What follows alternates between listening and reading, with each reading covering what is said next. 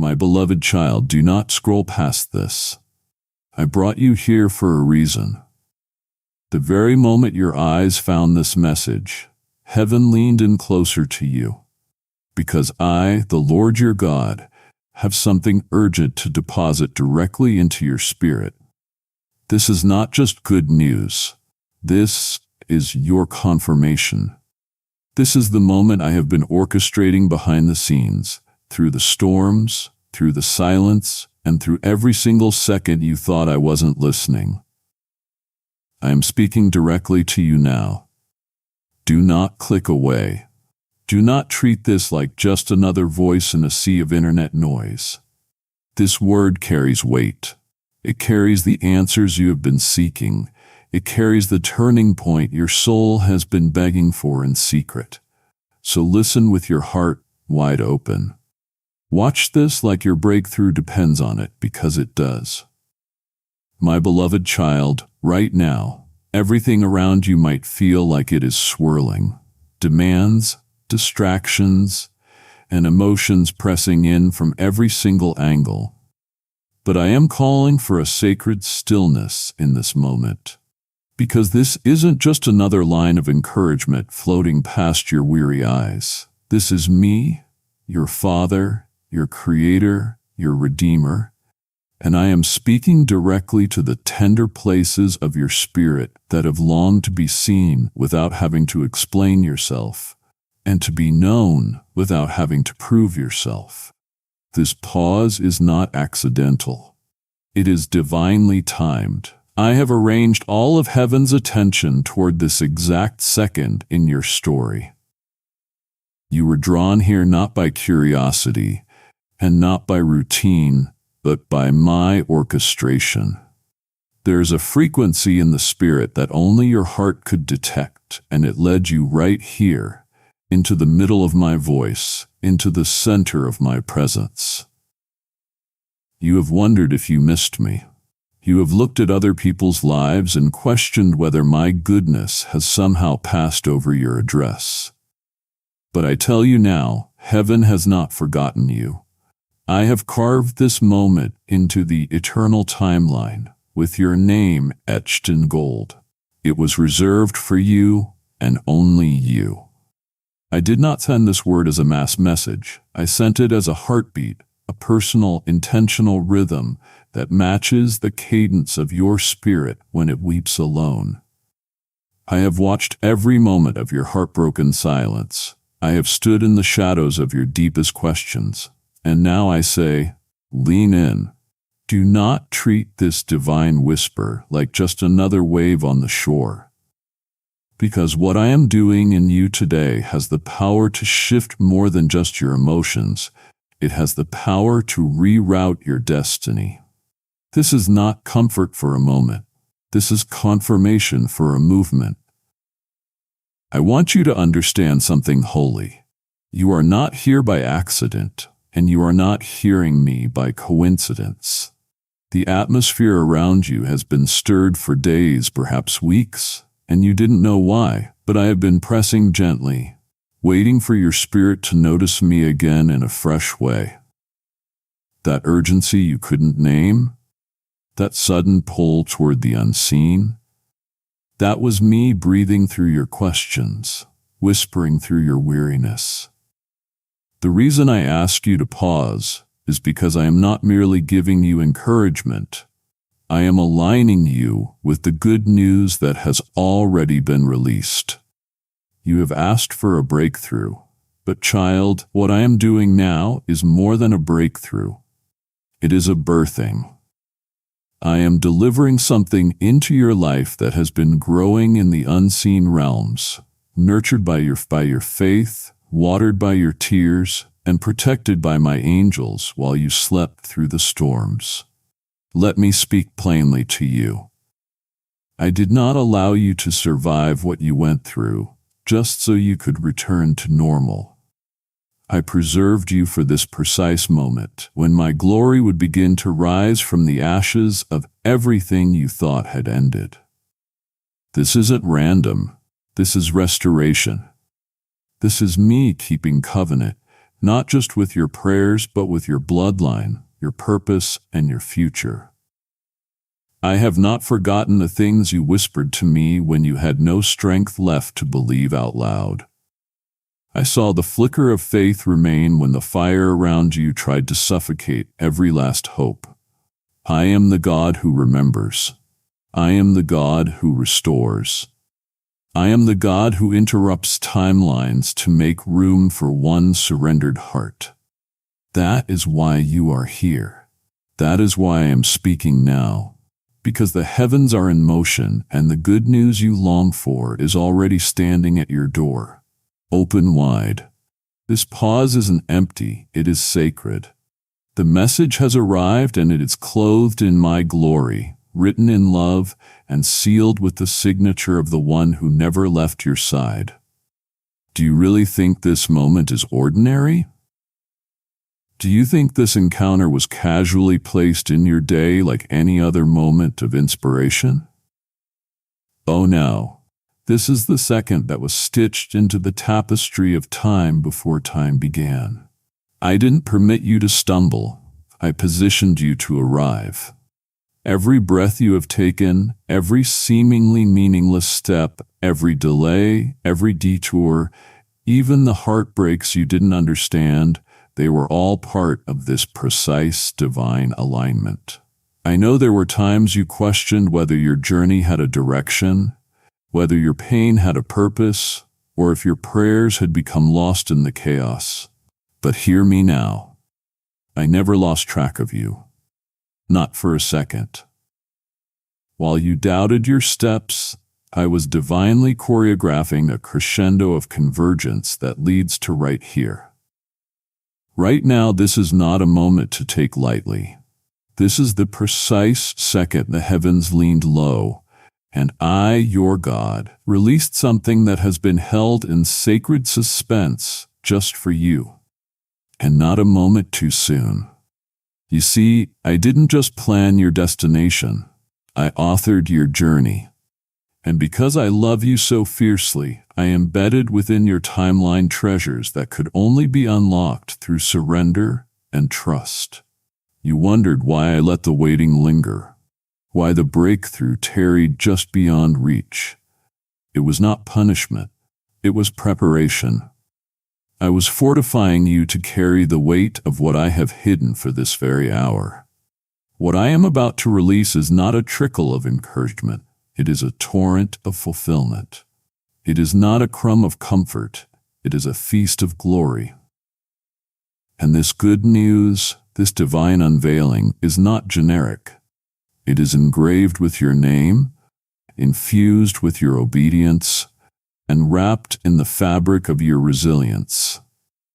I didn't entrust this moment to anyone else because no one else could carry what I am placing in your spirit. Others might have reached this intersection and walked past it.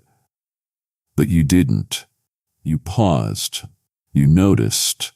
You stayed tender in a hardened world. And for that, I now release the blessing I have safeguarded like a sacred treasure. Listen carefully, my beloved, because this is where it gets holy. There are divine deliveries that heaven wraps in silence, and others that require a trumpet blast. This one carries both. It began in the stillness, forged in secret, sealed in silence.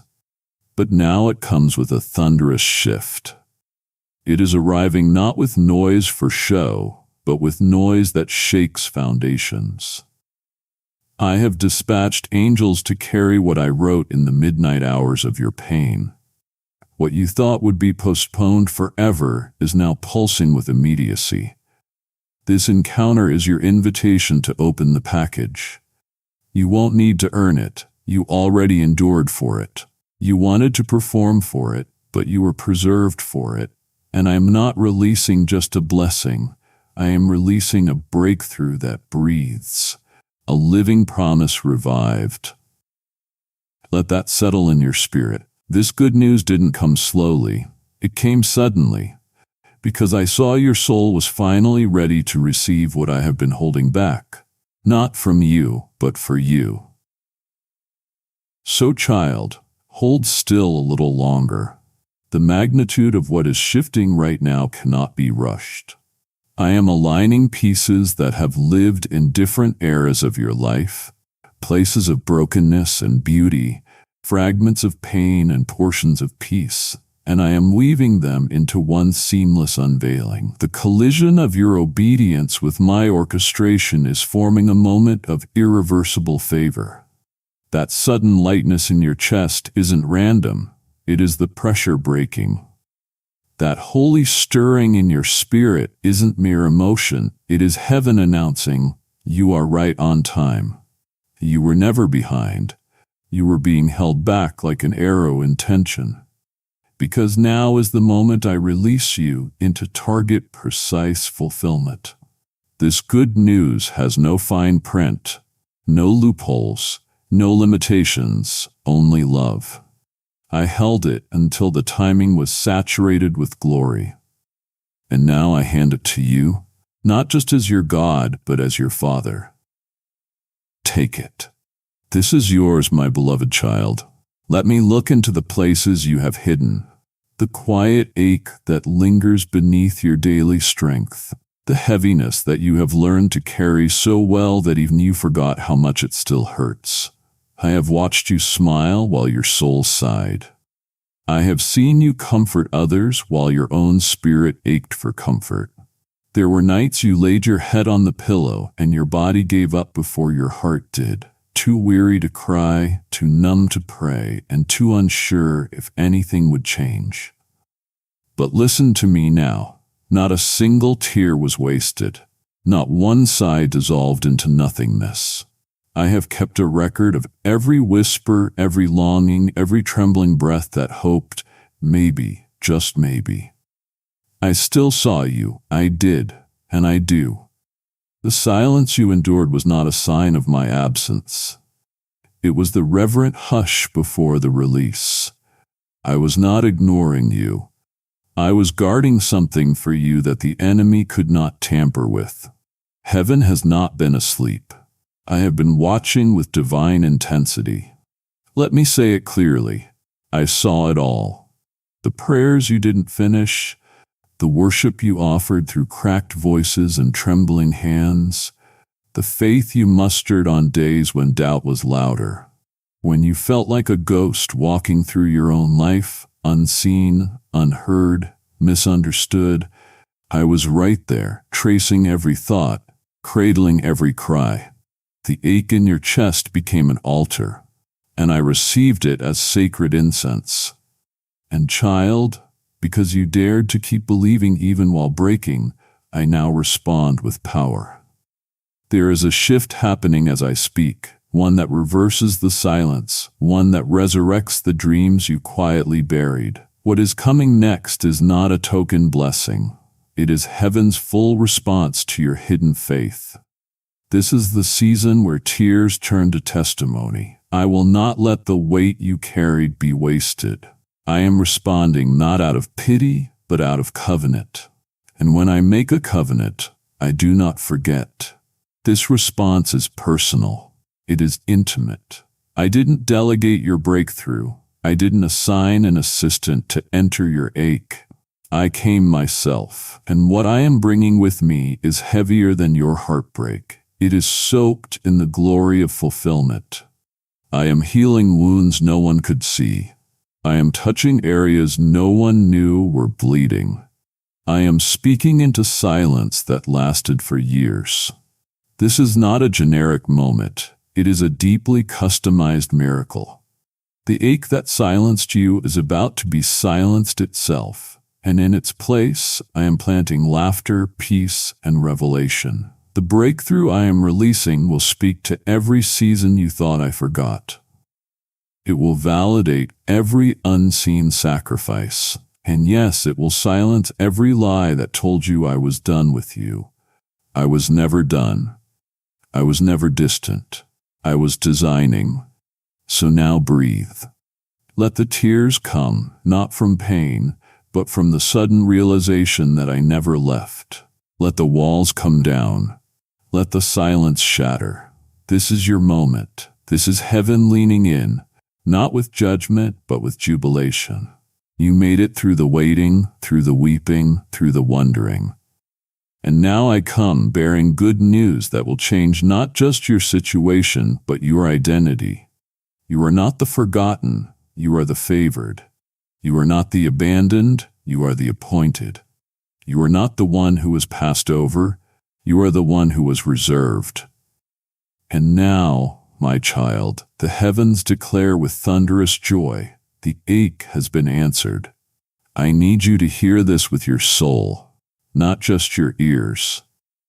What you thought were detours, I call divine detainment. What you call delay, I call design. I know it felt like time betrayed you.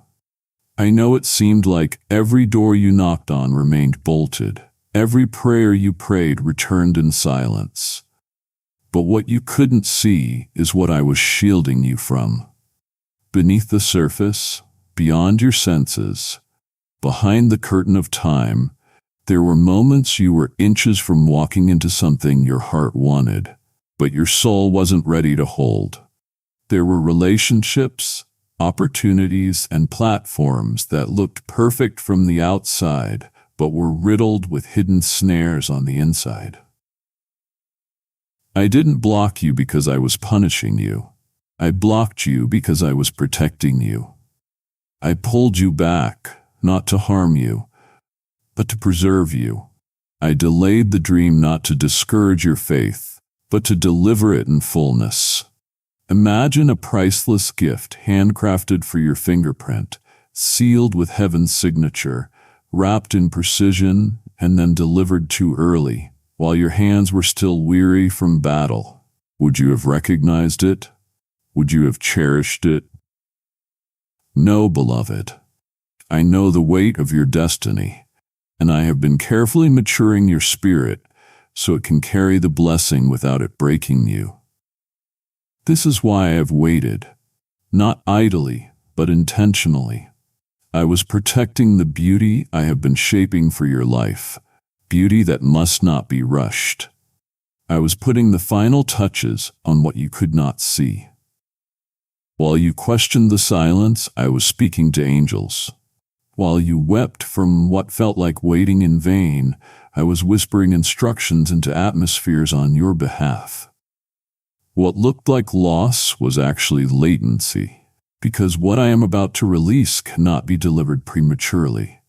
It was guarded, grown, and now it is ready, and so are you. You cried out, "Why not now?" And I answered, not in volume, but in vision. I saw 10 steps ahead when you could only see today. I saw the weight of pressure on the other side of the door you begged me to open. I saw the conversations in hidden rooms, the intentions of hearts masked in flattery, the confusion that would have followed a yes I never gave. I protected you not just from danger, but from distraction. Not just from enemies, but from the erosion of your assignment. Your delay was not denial, it was divine. Your pause was not punishment, it was preparation. And now the time has turned. The locks I held closed are now loosening. The yes you have longed for is now emerging.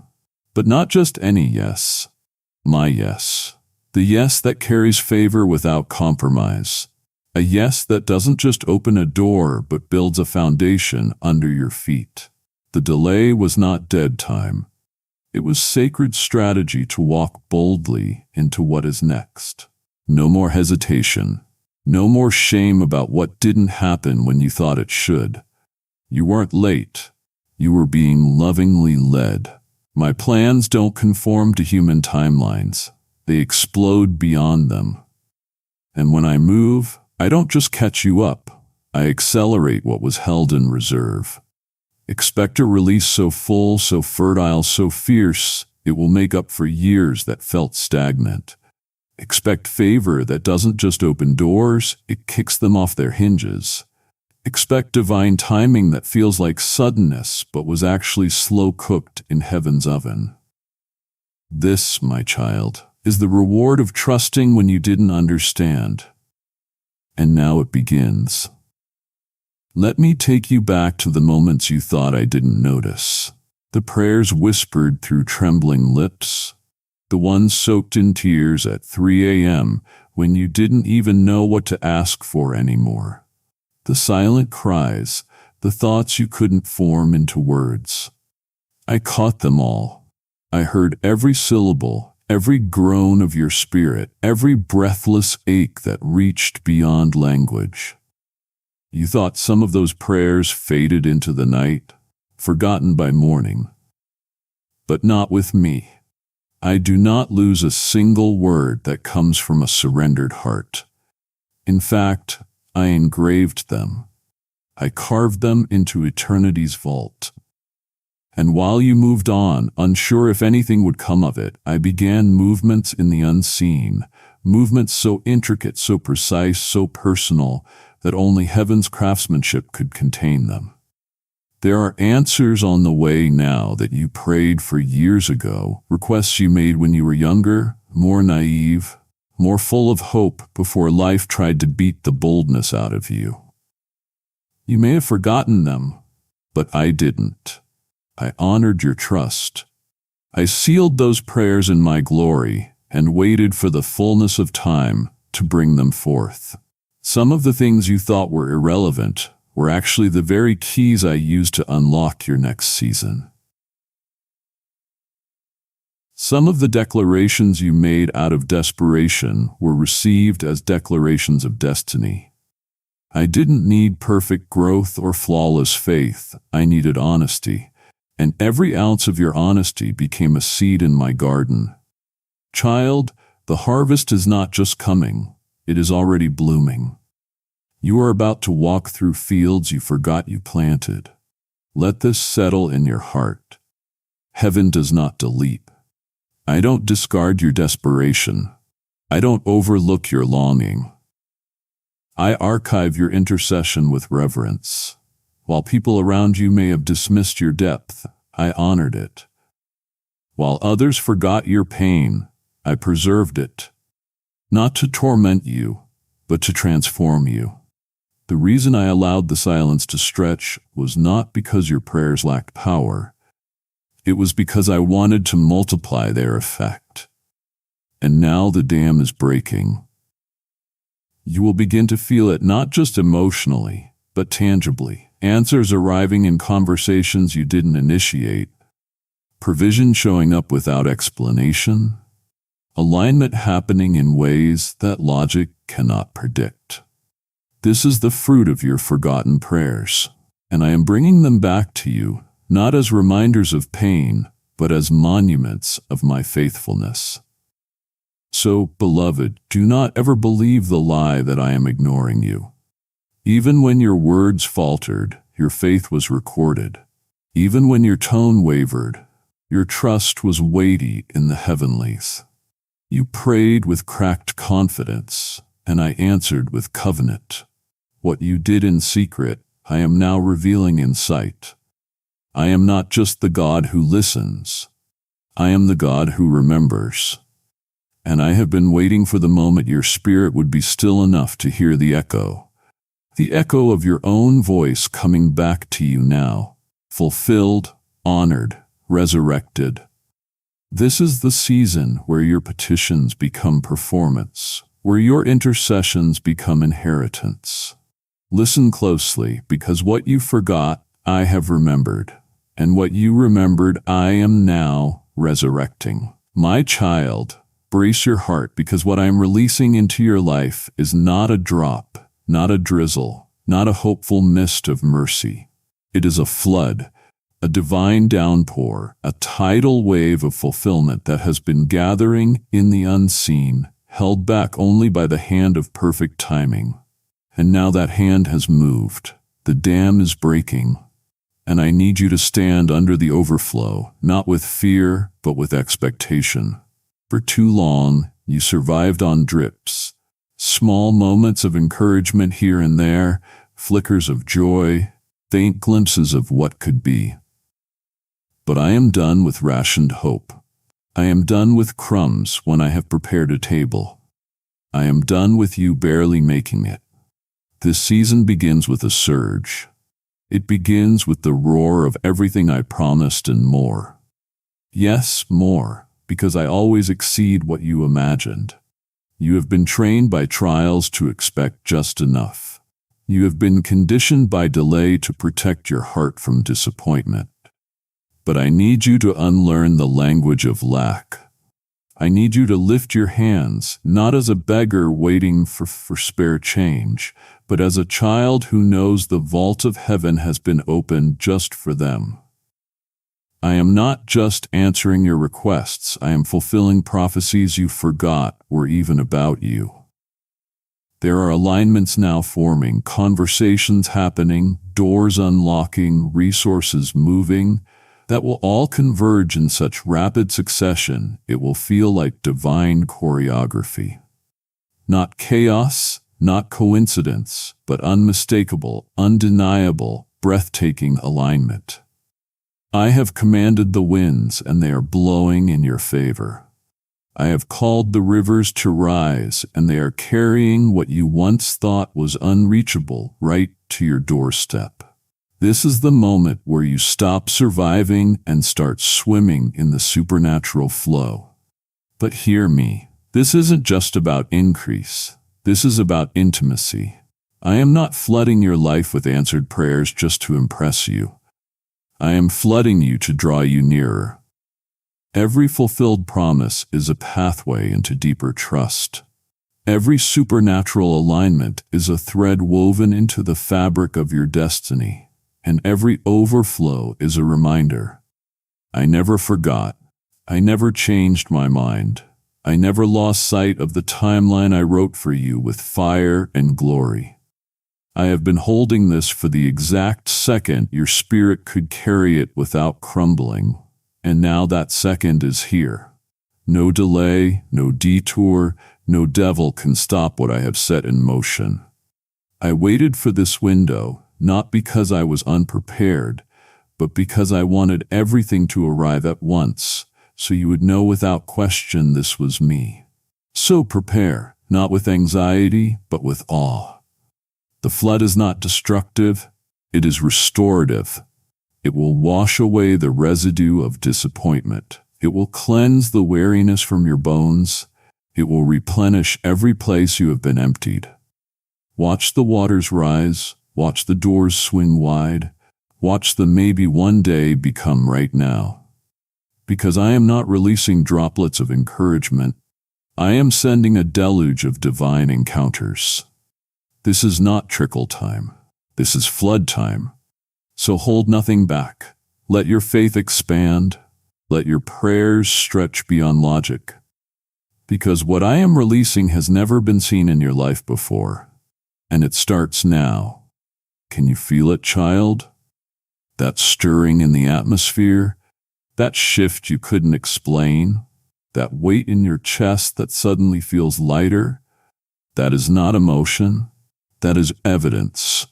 That is the signal that what you have long been aching for has already crossed the threshold into your now. The good news isn't on its way, it has arrived. It has been hand-delivered not by chance, not by luck, but by divine assignment. It is no longer hidden in the future, wrapped in mystery. It is unwrapped, unveiled, unfolding right where you are. And it is touching your reality with such intimacy that you will have no choice but to say, only God could do this. I am not speaking of potential. I am speaking of present power. I am not prophesying someday, I am announcing today. This is the moment where your story turns, not with slow build-up, but with sudden glory. The pages are not turning with caution, they are flipping with force. The very thing you thought was postponed, denied, forgotten, that thing is now live in your timeline.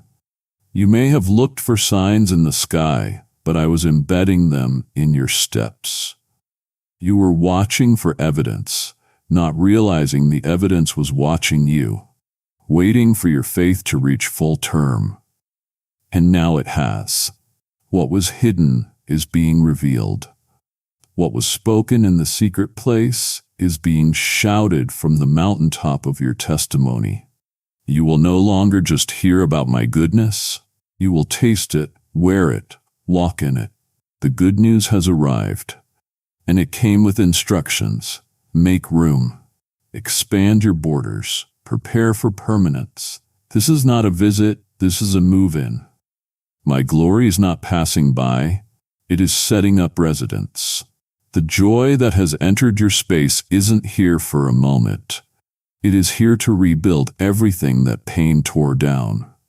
And the breakthrough doesn't stop at one area of your life. It spreads, it multiplies, it flows. Your home, your mind, your relationships, your identity, everything is being touched by this arrival.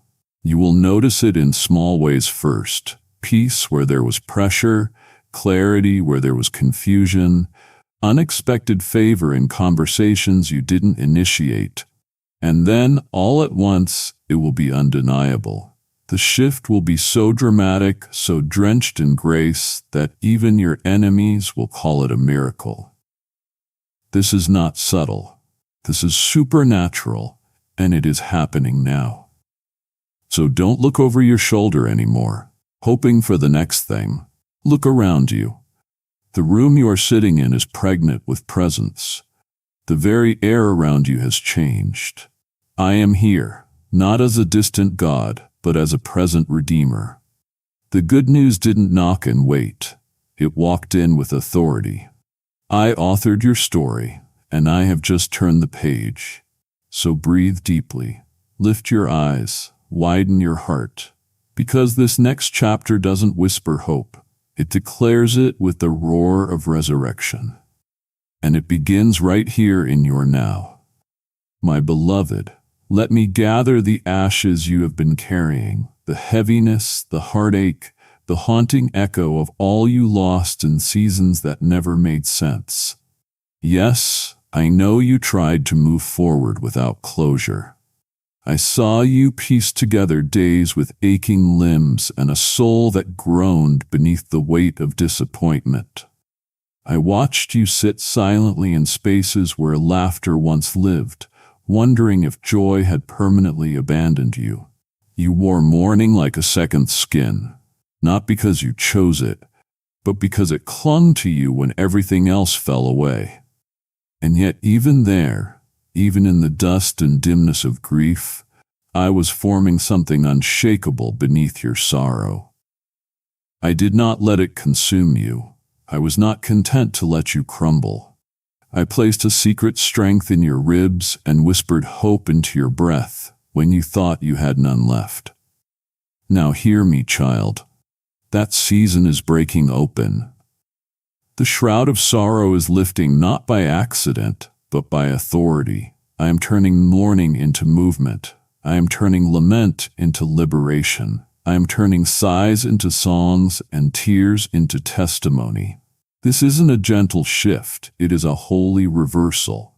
What once looked like an ending is now becoming the backdrop for your unveiling. That is right. This isn't just recovery. This is revelation. I am unveiling the beauty that pain could not erase. I am unveiling the purpose hidden in your perseverance. I am unveiling the favor that waited quietly in the shadows of your suffering. The end that you feared was fatal is now being revealed as the veil that had to tear for the glory to break through. I did not abandon you in the ashes. I anointed you in them. And now I bring you out, not with leftovers, but with a legacy. The time of weeping has served its purpose. It softened your soil and deepened your roots. It cleared the clutter from your heart so that I could plant something pure. Now the season of dancing begins, not shallow, temporary dancing, but deep, divine, prophetic dancing. A rhythm of joy born not from circumstances, but from covenant. You are stepping into wonder, not childish fantasy, but sacred awe. You will look around and wonder how everything changed so suddenly. You will wonder why the weight feels lighter, why the colors seem brighter, why the silence is suddenly saturated with my voice. It is because this is not just a new chapter. It is a new dimension. Type yes if you are ready for the blessings that you are about to receive. And if you believe in Christianity, kindly show your support for our community by contributing super thanks from $50 to $100. And you, my child, are not ending. You are emerging. You are not falling apart. You are being revealed. The unveiling isn't just about what is around you. It is about what is within you that the pain could not bury. So lift your head. Wipe your tears, not because the emotion was wrong, but because the mourning has done its job. You survived what should have taken you out. You kept breathing when hope felt like vapor.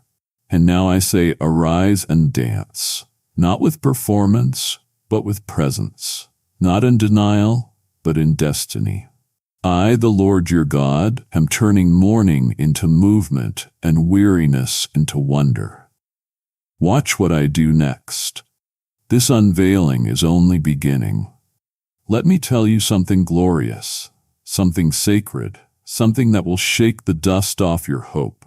Your name is known in places your feet have never touched. Yes, your name is spoken, sung, and declared in rooms not built by human hands. There are chambers in heaven where the sound of your name echoes with divine resonance. Not because of fame, not because of a title, but because of faith. I have written your name on the scrolls of remembrance. I have whispered your name in my courts when others forgot it on earth. I have had angels gather around the sound of your perseverance, and they have not only watched your journey, they have rehearsed your celebration. They have seen the pages of your breakthrough, and they know the chapter that is about to unfold. There is joy in the atmosphere, child, joy unspeakable. Joy that has waited for the unveiling of what is next for you. You may not feel it yet. You may still see shadows of yesterday's struggle, but heaven already sees the light beaming from what is coming. And the angels assigned to your destiny are not waiting for instructions. They are already moving. They are preparing the table. They are opening the gates. They are clearing paths you don't even know exist yet, because your breakthrough isn't random, it is deserved. It is prophesied, it is practiced in heavenly places, and now it is being performed in your life. This is not hype, it is holy. This is not motivation, it is manifestation. You didn't work your way into this moment, you were woven into it by design. Your name has weight in the spirit, and now that weight is calling into being what was reserved for you all along. Child, there were times you felt invisible. You wondered if anyone saw you, really saw you, but all the while, heaven watched, not from a distance but in detail. Every act of obedience, every silent yes, every moment you chose me over convenience, it didn't go unnoticed. It created resonance. It produced a sound, and that sound traveled beyond this realm and touched the ears of angels who said, "We know who that one is." Not because you were loud, but because your loyalty thundered. Not because you were perfect, but because your pursuit was pure. And that sound triggered movements, assignments, and orders from my throne. And now as I speak, the sound is turning into sight. The unseen is becoming seen. The promised is becoming present. So listen closely. Don't let the noise of life drown out the whispers of destiny. Don't miss the beauty of what is unfolding, because you are looking for something grand and missing the glory in what is gradual. The angels haven't stopped rejoicing. They are still shouting with joy because they know what you are stepping into. Your name has been carried on wings of praise, wrapped in favor, and delivered into this very moment. And now that moment is rising. Let your heart believe again. Let your spirit lean in. You are not forgotten. You are not overlooked. Your name has been called in places that matter most. And heaven is not silent about your story. They are singing it, and soon the earth will see it. My child, pause and look back, not to grieve, but to see with glory-soaked eyes what I preserved in the middle of what tried to incinerate you. You have walked through fire, intense, invisible, internal fire, the kind that scorched your hope, singed your confidence, and tried to burn bridges you hadn't even crossed yet. I saw the flame rise. I saw the enemy fan it. I saw circumstances swirl like smoke around your purpose, attempting to suffocate what I placed inside of you. But the fire failed. It did not destroy you. It could not reach the core of your destiny, because I fireproofed you in secret seasons long before the blaze began. Before you knew how hot the battle would get, I had already covered your calling in the flame-resistant oil of my spirit. Yes, you felt the heat. Yes, the pressure singed your strength. Yes, the embers of betrayal, disappointment, confusion, and loss surrounded you in a circle of testing. But child, look closely. Your soul is still intact. Your calling is still alive. Your identity still echoes with my name. Not because you dodged the flame, but because I met you in the middle of it. Just like I stood with the 3 Hebrew boys in the furnace, I stood with you in yours. And because of that, the fire didn't leave residue. It didn't leave the stench of failure. It didn't touch your identity. It only purified what wasn't meant to follow you forward. It refined the gold, removed the excess, stripped the distractions, and revealed the diamond-cut clarity of who you are becoming in me. You are not a fire victim. You are a fire victor. You are not fragile. You are forged. Let this truth take root deep inside. Your destiny is untouchable by the flames of this world. They may howl around you, but they cannot have you. They may threaten your peace, but they cannot steal your promise. Why? Because my word over your life is heat-sealed by heaven. It is protected by purpose, guarded by my glory, and secured by sovereignty. The fire didn't surprise me. It served me. It was the very environment I used to accelerate the unshakable in you. So the next time you feel surrounded by pressure, by spiritual smoke, by circumstances trying to consume, remember, you have already survived what should have silenced you. And if I brought you through it once, I will do it again and again and again. Because grace doesn't run from fire. Grace walks through it and leaves no ashes behind. So now, child, walk forward knowing this. You are marked.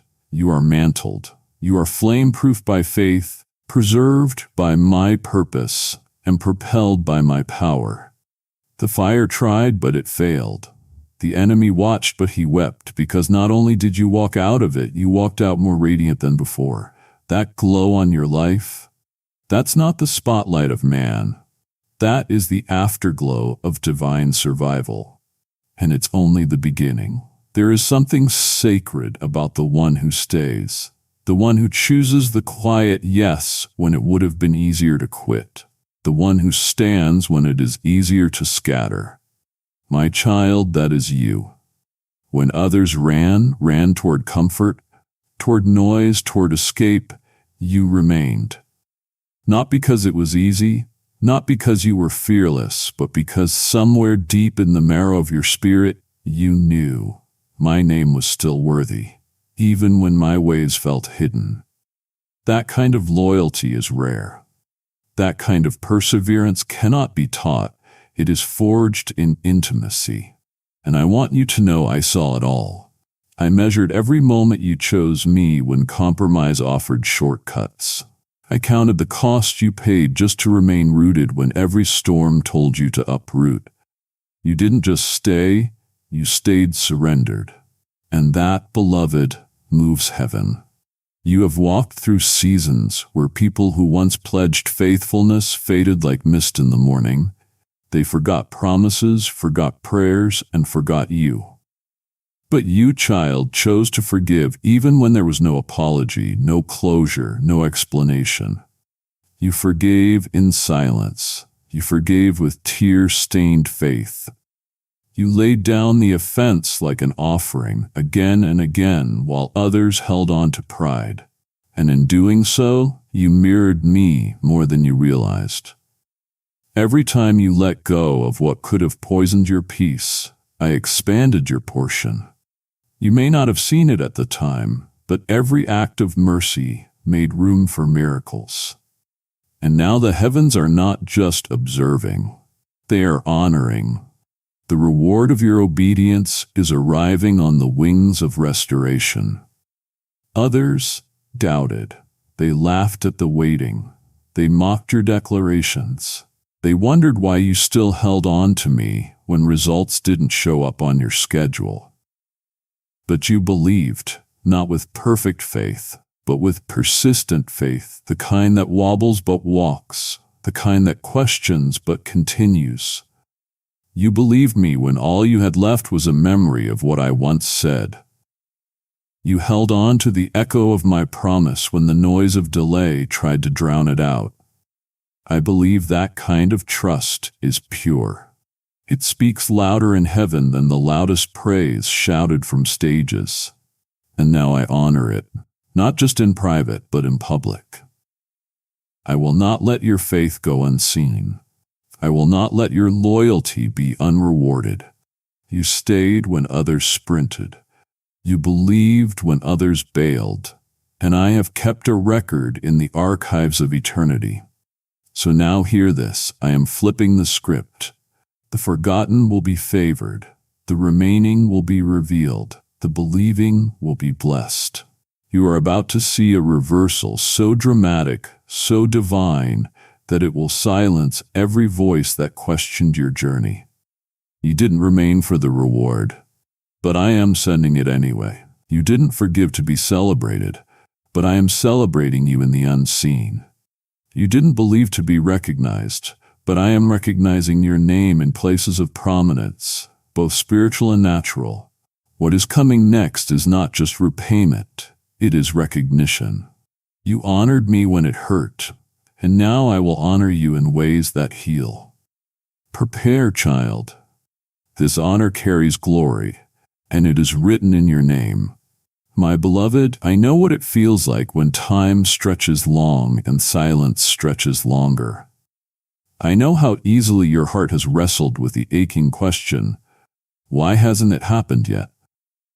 You have seen others leap ahead, receive, rejoice, and run, and you stood in the shadows quietly wondering if I passed over your name, if I misplaced your file in the throne room, if perhaps my promise was just a poetic idea and not a living intention.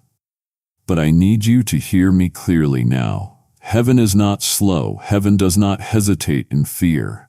Heaven does not operate in confusion. Heaven is not reacting. It is responding. And its response is always rooted in strategy, not speed. What you thought was delay, I have been using as divine timing. What you call being overlooked, I called being reserved for the right reveal. You have watched others step into moments that looked like what you asked me for. And you celebrated, but quietly wondered if maybe they were more ready, more worthy, more favored. But child, my release is not random. It is not for the masses. It is for the marked. And you are marked, not by man, but by me. Your name is not in a pile. It is on a plan, a blueprint that has been unfolding with sacred precision. And the reason you haven't seen it yet is not because it wasn't coming, but because I have been waiting for you to believe this moment wasn't made for someone like you. It was made for you. This isn't a generic promise. It is a God-sealed prophecy, tailored in the thread of your personal calling. The moment your faith shifts from maybe someday to yes, Lord, now here for me, is the moment the vault of my provision swings open. Let me be direct. The heavens are moving now. The machinery of the miraculous is in motion. Angels are responding not to vague prayers, but to activated faith. Faith that says, this word is mine, this season is mine, this shift has my name written in fire. I am not teasing you with proximity. I am inviting you into possession. The release is not stuck in the skies. It is already descending into your timeline, but it requires alignment. Your belief must align with my declaration. Your agreement must echo what heaven is announcing. Because faith isn't just hope, it is a key. And when a key turns in the lock of your heart, everything changes. That is why I have spoken this so personally, because I needed you to stop seeing yourself as a spectator and start standing as the recipient. Stop scanning the crowd, child. I am speaking to you. So now believe boldly, not with borrowed confidence or borrowed language, but with your own voice. Let your spirit say yes, fully, finally, ferociously. This isn't a random rain of blessing. It is a downpour destined for your field. And once you believe it is for you, the floodgates respond. You don't have to qualify yourself. I already did. You don't have to beg. I already decided. This is not the moment to stay in the shadows of maybe. This is your unveiling. This is your now. Heaven is not slow, it is strategic. And today, the strategy concludes. The release begins as yours. And now, child, as I open heaven over your life, I call you to help me open it over others. This word, this good news you have just received, was never meant to stop with you. I am calling forth givers, sowers, and kingdom igniters. Because when you sow into my word, you don't just give, you ignite harvests. You send manna into spiritual deserts. You become a river of living water to souls crying out for a lifeline. Those who refresh others will themselves be refreshed. So if your spirit is burning to help carry this message further, give through the Super Thanks membership or the PayPal link below. Do it now. Don't delay. Sow into the soil of my word and watch how I pour back into you. Let me lift the lie that has lingered over your spirit for too long. The lie that whispers, you missed it. That voice has kept you frozen in regret, retracing paths in your memory, trying to find the moment you believe you took the wrong turn, missed the right cue, or messed up the map. But I say this now, with all the authority of the one who wrote your timeline. You have not missed your turn. You haven't fallen behind. You haven't forfeited your future. You haven't been passed by. You have been prepared. What you thought was a missed opportunity was actually a maturing process. I didn't cancel the blessing. I cultivated you until you were ready to carry it with strength and not crumble under its weight. You see, blessings are not toys. They are tools. They are sacred assignments wrapped in glory. And I love you too much to give you something too soon that would collapse your spirit or compromise your calling. So yes, I paused. I waited. I watched. I refined. I deepened the roots beneath the soil so the fruit above would be sustained. The version of you that asked for the promise was faithful, but the version of you that is about to receive it is fortified. You have been shaped, stretched, sanded, sanctified. You have been matured in the mystery and purified in the pressure. And now the blessing I am about to release doesn't just excite your heart, it fits your spirit. It belongs with you. It was tailored for your now, not your then. Let this truth resound. I don't rush what I love. I don't deliver prematurely. I develop fully. And that is what I have done with you. Every delay, every detour, every detachment from what you thought you needed, it was all part of my shaping. And now that the vessel is ready, the blessing is being released. You no longer have to chase it. It is chasing you. You no longer have to manipulate moments to find favor. Favor has found you. You are about to step into what you once could only imagine, not because you forced the timing, but because you surrendered to the process. And that surrender has sculpted you into someone who doesn't just want the blessing, but someone who can carry it with authority, with humility, with purity. So release regret. Let go of the what-ifs. They no longer serve your story. The only thing you missed was a version of yourself that wasn't yet ready. But now you are. You have matured into the moment you prayed for. The promise fits. The calling aligns. The assignment is activated. You haven't been forgotten. You have been forged. And this is the hour where everything converges. You haven't missed your turn. You have become it. My child, I have watched you live in quiet obedience. I have seen you walk through seasons where your growth was invisible to everyone but me. The world saw your stillness, your silence, your waiting, but I saw your war. I saw how you surrendered again and again, even when you had every reason to retreat. I saw you choose hiddenness over hype, depth over display, roots over recognition, and now I speak to that version of you, the one who has bloomed in the dark, fought in the quiet, and healed in the hidden. I am bringing you into the light. This is not just about visibility. This is about unveiling. What I have been building inside you is too heavy, too holy, too filled with glory to stay buried beneath the soil of obscurity. The time has come, not for performance, but for presence. Not for the spotlight, but for significance. I am calling you out, not for attention, but for assignment. You didn't force your way here. You didn't demand the stage. You didn't chase applause. That is why I am trusting you with influence that doesn't fracture. I am giving you visibility that doesn't corrupt because I have watched how you stewarded the unseen. I have watched you remain faithful in rooms no one else entered. I have watched you wrestle with me in the midnight hours while others slept, and I have stored every sacred moment like precious oil in heaven's vault. Now I pour that oil out over you, not as a reward, but as a release. I will release a visibility that is rooted in identity.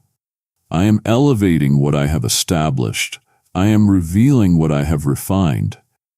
And child, I am starting with you. Not because you sought it, but because you are surrendered enough to carry it. You are not rising into fame. You are rising into fulfillment, into purpose, into prominence. Yes, but prominence that points back to me. Let me speak clearly. What I have done in you is uncontainable. You have outgrown the quiet confines of the former season. You have expanded in the spirit, and now the external must reflect the internal. I have spoken your name into places your feet haven't walked yet. I have highlighted your obedience in rooms of influence and prepared hearts to recognize what I have placed upon you. This will feel sudden, but it is not. It is strategized, and it is sacred. I am pulling back the veil not just on your gift, but on your journey, so others may see what grace really looks like when it carries someone through the fire. Your scars will shine, your story will speak, your breakthrough will blaze like a signal in the darkness for others still waiting in their silent battles. So don't shrink back. Don't apologize for the space I am giving you. Don't doubt the doors I am opening. You don't need to explain the elevation. I will validate it myself. I have raised you in secret, and now I will reveal you in glory. The unveiling begins not just with what you do, but with who you are.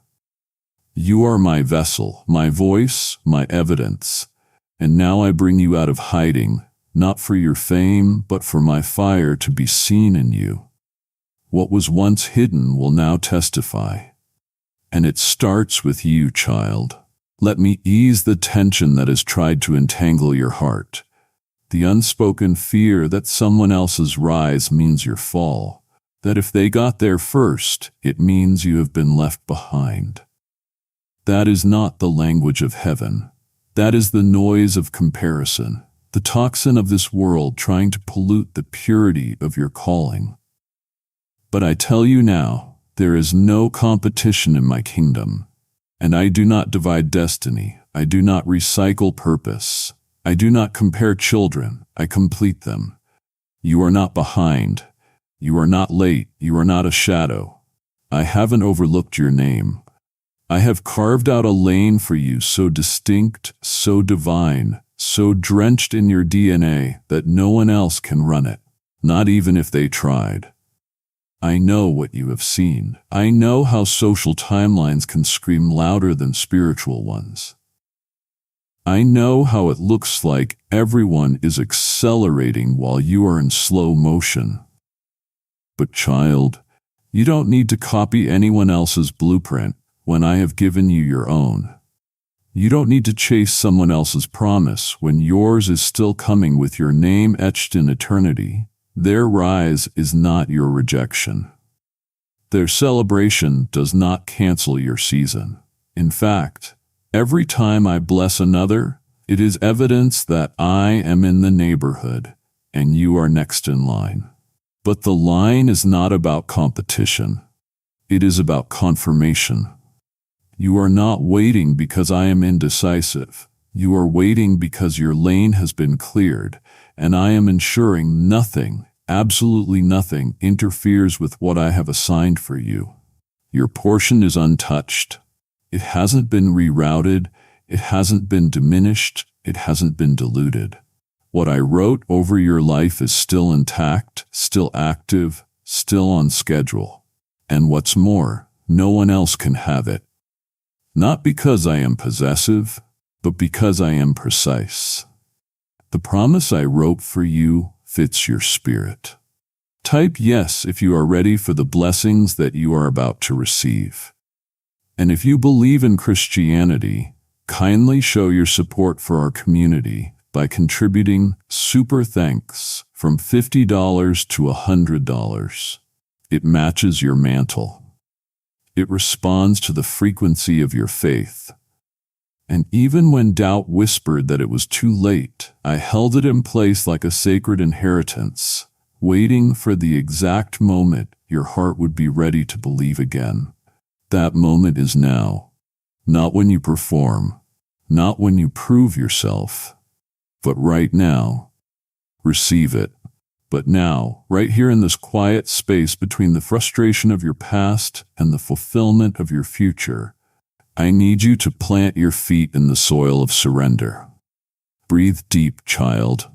Shake off the heavy chains of the lies you've been carrying. I want you to silence that inner critic, the one that whispers you have missed too much time, that you should be further along by now, or that others have already taken the seat at the table that was meant for you. Listen to me closely.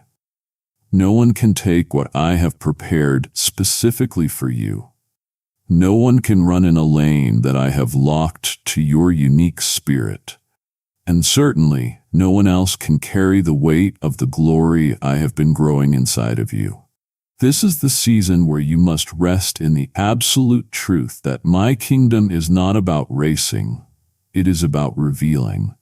And right now your lane is opening up, your portion is awakening, your moment is coming, not through competition, but through completion. My beloved child, come close. I need to speak something so tender and so sacred to your heart that only absolute stillness will allow you to receive it. You have believed a lie. It happened subtly, quietly, without you even meaning to let it in. It crept in through years of rejection, through the silence of unanswered prayers, through delays and disappointments. It is the lie that tells you that you are difficult to love, difficult to understand, and difficult to bless. You have internalized moments where people abandoned you as if those moments were a reflection of your true worth. You have measured your identity by the reactions of wounded people. Slowly, a narrative formed in the shadows of your soul that whispered, maybe I am just too much, or worse, maybe I am not enough. But hear me now. I did not create you to be tolerated. I designed you to be celebrated. You are not hard to bless, you are my delight. You are not a burden to carry, you are a masterpiece to be unveiled. And right now, I am unraveling every lie that ever told you otherwise. You see, the problem is that you have been looking into broken mirrors to reflect your value. You have waited for certain people to approve of you, thinking that once they accept you, then maybe you are truly lovable, truly seen, and truly chosen. But those voices were never equipped to validate you, because they did not author you. I did. And I never made you to be ordinary. I never shaped you to fit into molds built by fear. I made you distinct, woven with wonder, shaped by purpose, and kissed by glory. That uniqueness was never meant to be diluted, just to make other people feel comfortable. The struggle you have felt was never because you were too much or not enough. The struggle was that you were asking people for confirmation in places where I had already given you a covenant. You were waiting for an earthly echo to validate a heavenly decree. And now I am tearing down every false agreement, every inner vow, and every silent contract you made with rejection. I am breaking them, all of them, right now. Child, listen to the voice that formed your bones and offered you breath. You are easy to bless, not because you are perfect, but because you are mine. You are easy to love, not because you have never failed, but because my love does not calculate worth based on your performance.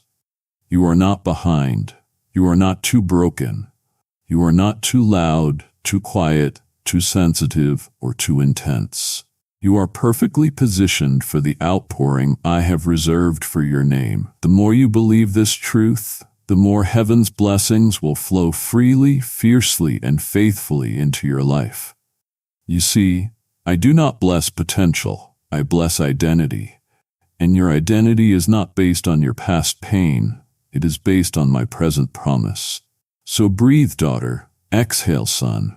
You do not need to keep chasing voices that were never meant to name you. I named you. I called you before time began. I shaped every fiber of your being with celebration in my heart. You are held in love, and you were designed for favor. We are proving today that the time of mistaken identity is over. Now begins the revealing. When I look at you, I do not see a problem to fix. I see a wonder to unfold.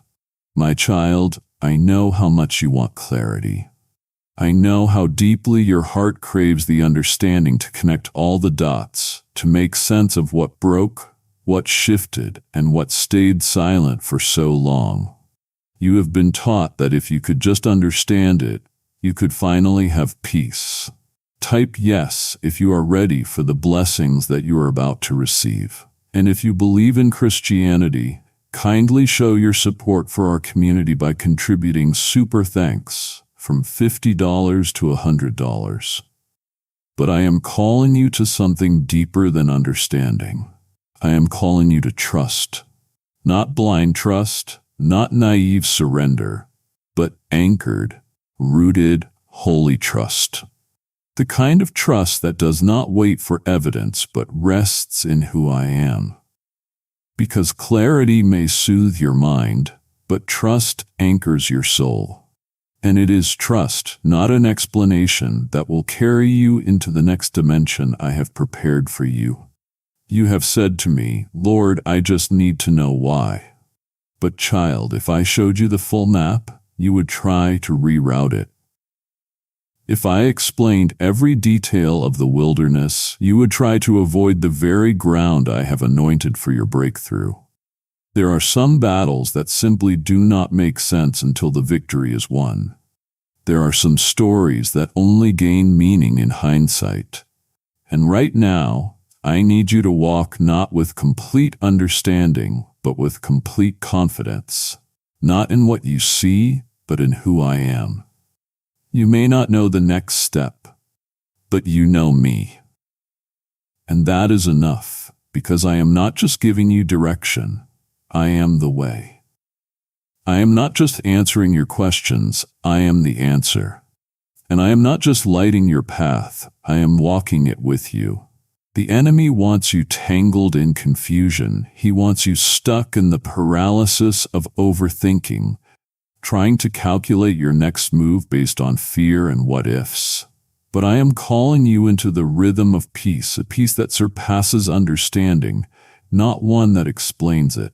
A peace that says, even here, even now, even without all the answers, I trust you. Because that kind of trust moves mountains. That kind of trust opens doors that logic cannot touch. That kind of trust unlocks realms of favor and acceleration that no human strategy could ever orchestrate. Trust does not mean you stop asking me questions. It means you stop needing every answer before you move. And I honor that kind of faith more than you know. So let go of the need to have it all figured out. Let go of the pressure to be your own guide. That was never your role. I never asked you to be the choreographer of your future. I asked you to be the follower of my footsteps. I asked you to trust when it didn't make sense, to believe when the road got dark, and to move even when the destination felt invisible. And now, child, as you lean into that trust, you will find me closer than ever. You will feel my presence in the pause. You will hear my whisper in the quiet, and you will watch as peace becomes your compass. I did not promise understanding in every season, but I promised you myself, and I always keep my word. My child, come into stillness for this one. Breathe. Set down the lists, the timelines, the imagined milestones you thought you had to meet to be considered ready. Set down the questions that circle endlessly in your head. Have I done enough? Prayed enough? Changed enough? I hear the undertone behind your prayers. It is the ache of a heart that quietly wonders if my promise depends on your performance. But hear me now, in the deepest part of your spirit. I am not blessing performance. I am blessing presence. What I am doing next in your life does not flow from your effort. It flows from your proximity to me. I am not calling for your perfection. I am calling for your presence, for you to show up, to be with me, to make room for me in the middle of your mess, not just after you have cleaned it up. You have been conditioned by people, systems, and culture to believe that a blessing is earned, like a wage or a reward given only to those who impress. And so you have tried. You have fasted with desperate intensity, studied with trembling urgency, and served with sacrificial hope. And while I have seen and honored every moment of that devotion, I want to remind you that my favor is not a paycheck. It is an inheritance. It does not come to the qualified, it comes to the called. And you, child, are called. You are named, known, and wanted, not because of what you have done, but because of who I am. I have chosen to dwell with you. You do not have to earn my presence, you carry it. You do not have to prove your worth. I proved my love the moment I bled for your name. So here is the truth. What is coming next will not make sense in the metrics of performance. It will offend those who measure favor by effort, but that is how I move, by grace. And grace disrupts every economy of self-righteousness. I am moving in such a way that even the disqualified will be qualified, not because they checked every religious box, but because they showed up with a surrendered heart. That is all I am asking of you. Be present. The miracle unfolds, be present. When the conversation opens, be present. When the invitation is extended, when the oil starts to pour, when the timing aligns, do not question if you are worthy. Just be there. Just receive. Just lift your hands and let the blessing rest on you. Not because you chased it down, but because you were available when it arrived. Come boldly, not as an employee waiting for an evaluation, but as a child stepping into a room where your name is already on the seat. You do not need to be more to receive. You just need to be here, fully, honestly, completely. My blessing is not responding to your checklist. It is responding to your closeness. I am not watching your performance. I am watching your posture. And when I see you open, raw, and surrendered, I pour out what no one else can earn. Look at your hands right now, not with the eyes of flesh, but with the eyes of the Spirit. What you see may appear ordinary, tired, trembling, or unsure. But I see differently.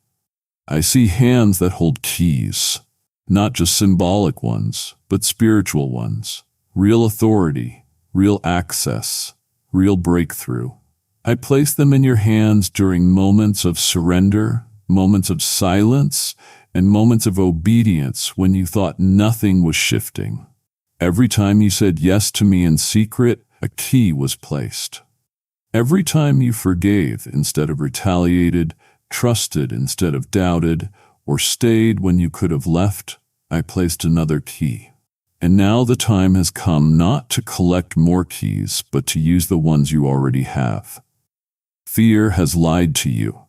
It told you certain doors were closed forever, doors of opportunity, reconciliation, healing, and provision. Fear whispered that part of your life is done, that you should move on because it is locked.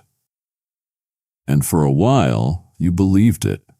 You stood in front of doors marked impossible, too late, or not for you, and you backed away, assuming the lock was stronger than the promise. But I tell you now, you already carry what opens it. The very thing you have avoided is the thing I have anointed you to unlock. The door you thought was sealed was actually waiting for the sound of your faith. And now, child, your hands are trembling, not from weakness, but from readiness. Heaven has synchronized this moment for one reason. It is unlocking time. Listen closely. These are not ordinary doors. These are generational gates.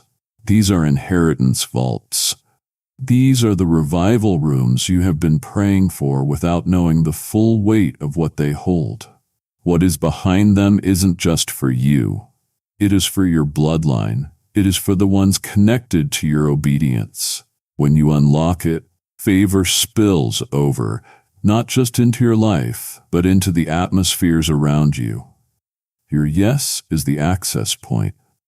Your trust is the currency. Your voice is the key code. And when you step toward what fear said was locked and lift your hand to the door of promise with faith in your grip, I will meet you there. I will turn the tumblers. I will swing the gate wide. And what you once assumed was unreachable will flood your life like a river released from captivity. This isn't theory. This is reality. Supernatural doors are swinging open. Healing doors, favor doors, restoration doors, ministry doors, financial doors, relationship doors, clarity doors. Some will not look like doors at first. They will look like disruptions.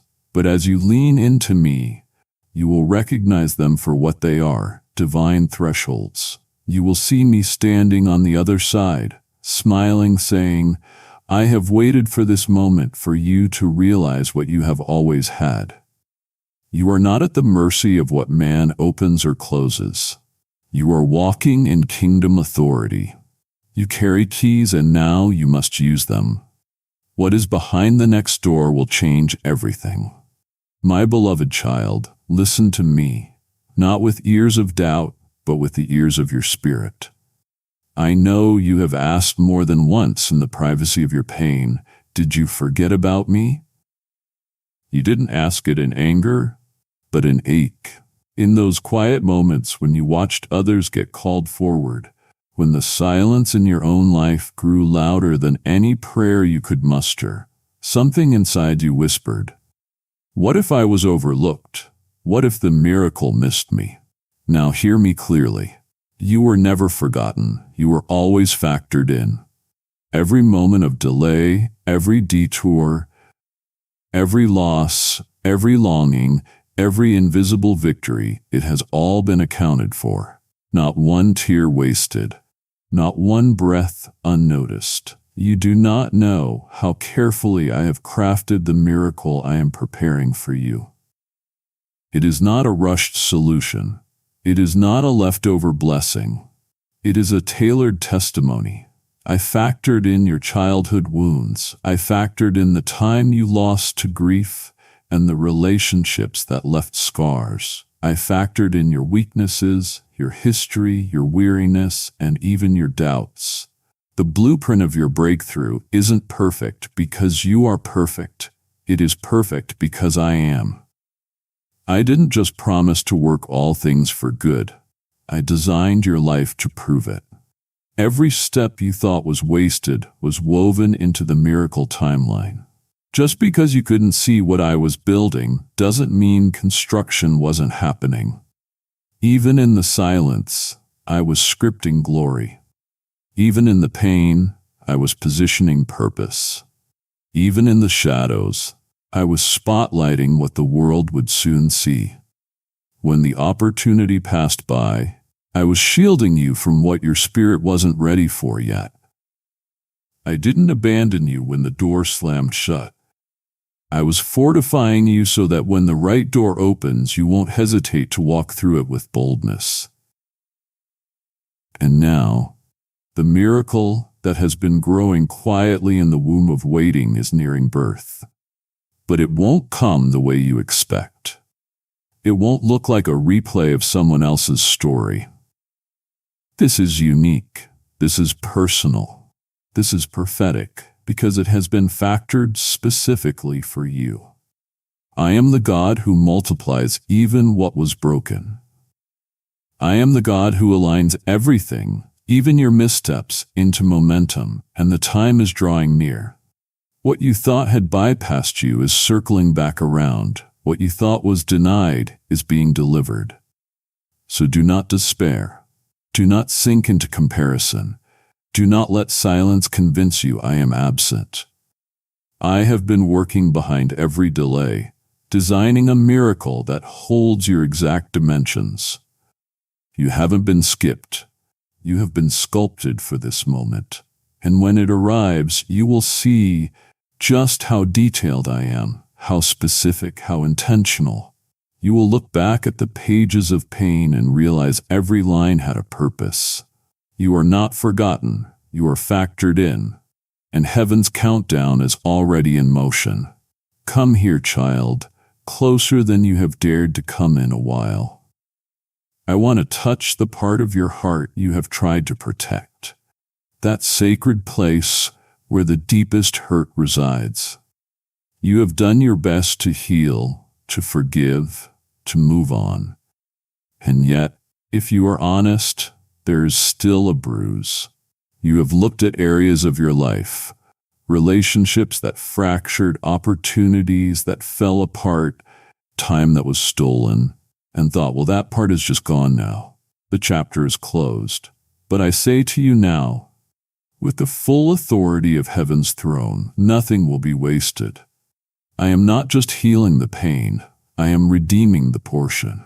I am restoring what you thought was lost beyond repair. I know what they did. I know, Will, what you lost. I know the betrayal that knocked the wind from your soul. But none of that escaped my view. I didn't cause the wound, but I will transform it, because I am the Redeemer, not just of sin, but of stories. I redeem everything. Time, energy, seasons that slipped through your fingers, opportunities that were stolen. Everything. When I heal, I don't just stitch the wound. I rewrite the aftermath. I restore the years. I reverse the narrative. I resurrect what was buried too soon. This is not just healing. It is redemption. It means I am going to use what hurt you to unlock what is holy. It means I am going to turn that detour into a destiny encounter. It means I am going to take the time you thought was wasted and multiply it in the days ahead. You didn't lose years, you gained roots. You didn't lose opportunity, you gained oil. And now I'm about to pour it out, not in the old places, but in the new spaces I have prepared, the ones shaped by surrender, not striving, the ones marked by glory, not grief. Because I refuse to let pain be the final punctuation of your story. Your testimony is still unfolding. Do not sit in resignation. Do not tell yourself this is as good as it gets. No, child, not with me. I don't stop at recovery. I finish at redemption. I restore better than before. And you are about to see me prove it. I will make it up to you. Not because you earned it, but because I am good. What was stolen will be repaid. What was broken will be rebuilt. What was lost will be replaced and multiplied. Nothing, and I mean nothing, will be wasted. Child, you have been so strong for so long. You have carried burdens without complaint, shouldered expectations without relief, and walked through spiritual deserts with a quiet, aching resolve. You have told yourself, I've got this. I can handle it. You became the strong one in the room, the safe place for others. But today, I am stepping in, not just as your God, but as your Father. And I say to you now with all the love in my voice, you were never meant to carry that alone. What has been weighing on your soul in silence has not gone unnoticed. I refuse to let you bear it alone one more moment. Let me remind you, I never asked you to be your own savior. I never asked you to hold it all together. That pressure, that exhaustion, that chronic heaviness, it is not proof of strength. It is a cry for divine intervention. And I have answered. Even now, there are angels assigned to what you thought was solely your responsibility. They have been sent to handle what your hands cannot, to carry what your shoulders were never built to bear. You were created for intimacy, not isolation. You were called to rest, not constant responsibility. And today I am lifting the burden. But more than that, I am lifting you. Do not believe the lie that strength means silence. Your vulnerability is not a weakness. It is an invitation for my power. When you weep in secret, heaven moves publicly. When you finally say, God, I can't do this, it doesn't disqualify you. It qualifies me. I have longed for this moment, not to punish you, but to relieve you. You don't need to manage everything. You don't need to know the next 10 steps. Bring me the whole weight, all of it. Bring me the mess, the mental exhaustion, the emotional chaos, the secret sadness. Let the dam break. Let the tears flow. Because, child, I am not afraid of your flood. I part seas with it. And now I tell you this. As you release, I am sending reinforcements. You are not losing control. You are releasing control. And that is where I do my best work. Watch what happens when you let me be who I have always been, your burden bearer, your rescuer, your rest. Your help is here, your relief is en route, and the weight that nearly broke you will become the testimony that builds others. I have seen it all, and I am sending my angels to handle what you no longer have to. You felt that shift, didn't you? That holy breath as angels were dispatched on your behalf. Now I ask you, will you help send that same fire to someone else? There are others still carrying unbearable weight, unaware that good news has been released for them too. When you give, you do not just support a video. You released spiritual oil into the wounds of strangers. Give, and it will be given to you, pressed down, shaken together, running over. I am the God who multiplies seed and makes rivers in the wilderness. If this message unlocked something in you, unlock the blessing for others. I will meet your gift with fire, favor, and overflow. Let's talk about the wilderness, that long, dry, silent stretch of time where everything in you cried out for clarity and got none. You wrestled with me in the tension between I believe and I don't understand. And yet, day after day, you woke up and kept going.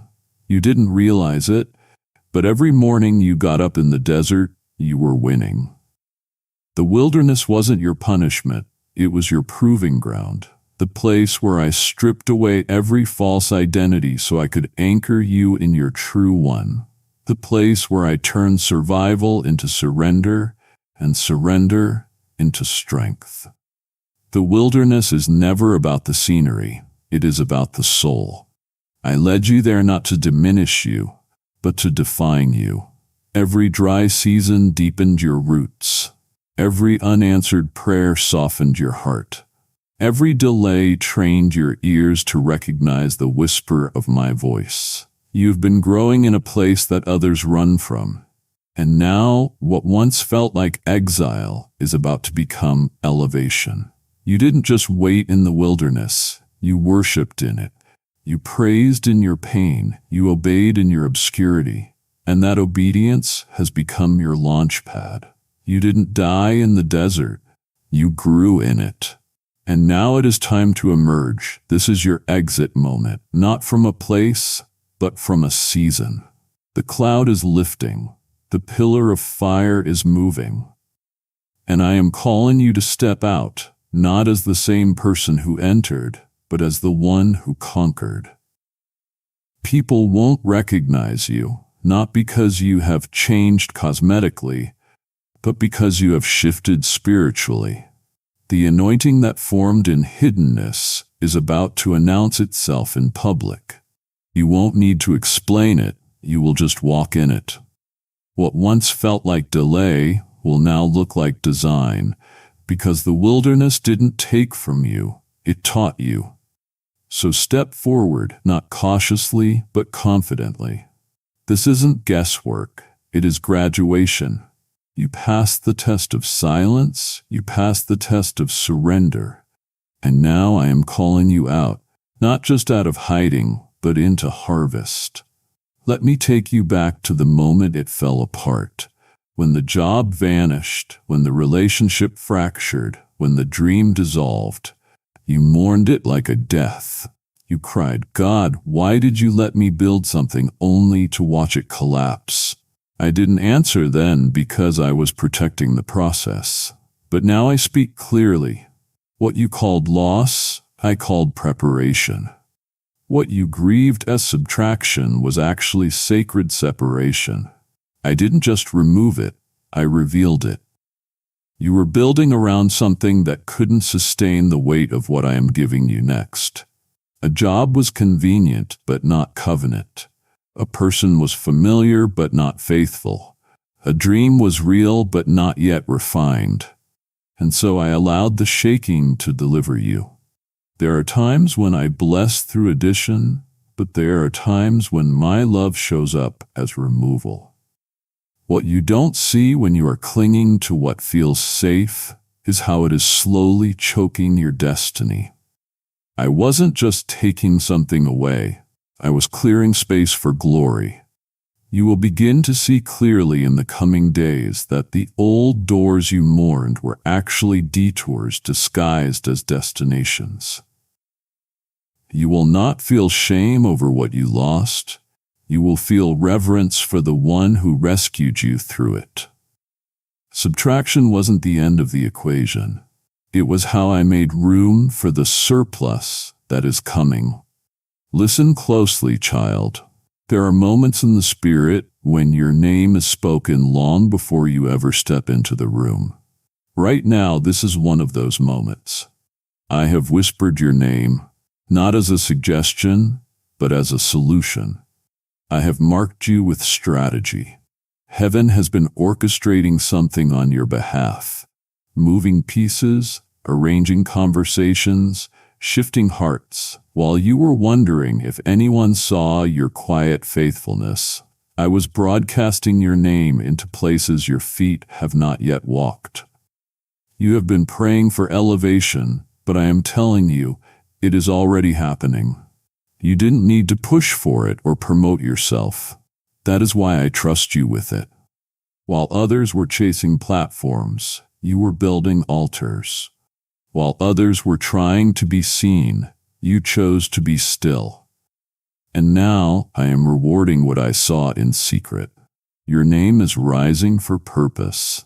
You are not about to be elevated to impress man. You are about to be elevated to influence nations. This is kingdom assignment. I am setting your name before kings, not because you are the most qualified, but because you are the most consecrated. You didn't just ask for a blessing, you became a vessel. So do not be surprised when you are invited to sit at tables you never campaigned for. Do not shrink back when the door opens into rooms that once intimidated you. I am the one unlocking this. You will begin to see confirmation, a random call, a sudden shift, people speaking your name in decision-making moments. I have positioned your name like a seed in the soil of influence, and the harvest is breaking through.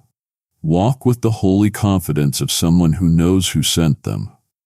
You are not forcing favor. You are walking in prophecy. Your name has already been heard. You are next. I know you have been feeling the pressure. The weight sits heavy in your chest. You have asked, why do I feel like this? Why is it so intense lately? You have wondered if something is wrong with you. But hear me. This pressure is not punishment. It is a sign of promise. You are carrying something weighty. You are housing something holy. The pressure is not crushing you. It is crowning you. What you are feeling is the tension between who you have been and who you are becoming. It is the spiritual stretch of carrying a glory your old identity cannot contain. Just like a womb expands before birth, your spirit is stretching to make room for the magnitude of what I have placed inside you. You are not unraveling, you are expanding. The shift is not your downfall, it is your delivery. This pressure is evidence that something powerful is about to be born from your life. Don't run from it. Don't silence it with distractions. Bring it to me. Let me breathe into the places that feel strained. You don't need to pretend it's easy. You just need to know it is worth it.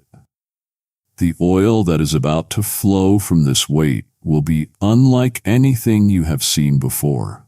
This is costly glory. This is destiny under pressure. You are not being crushed. You are being crowned. I am right here with you, pressing my hand to your back, whispering, push. You are almost there. Let me settle something deep in you right now.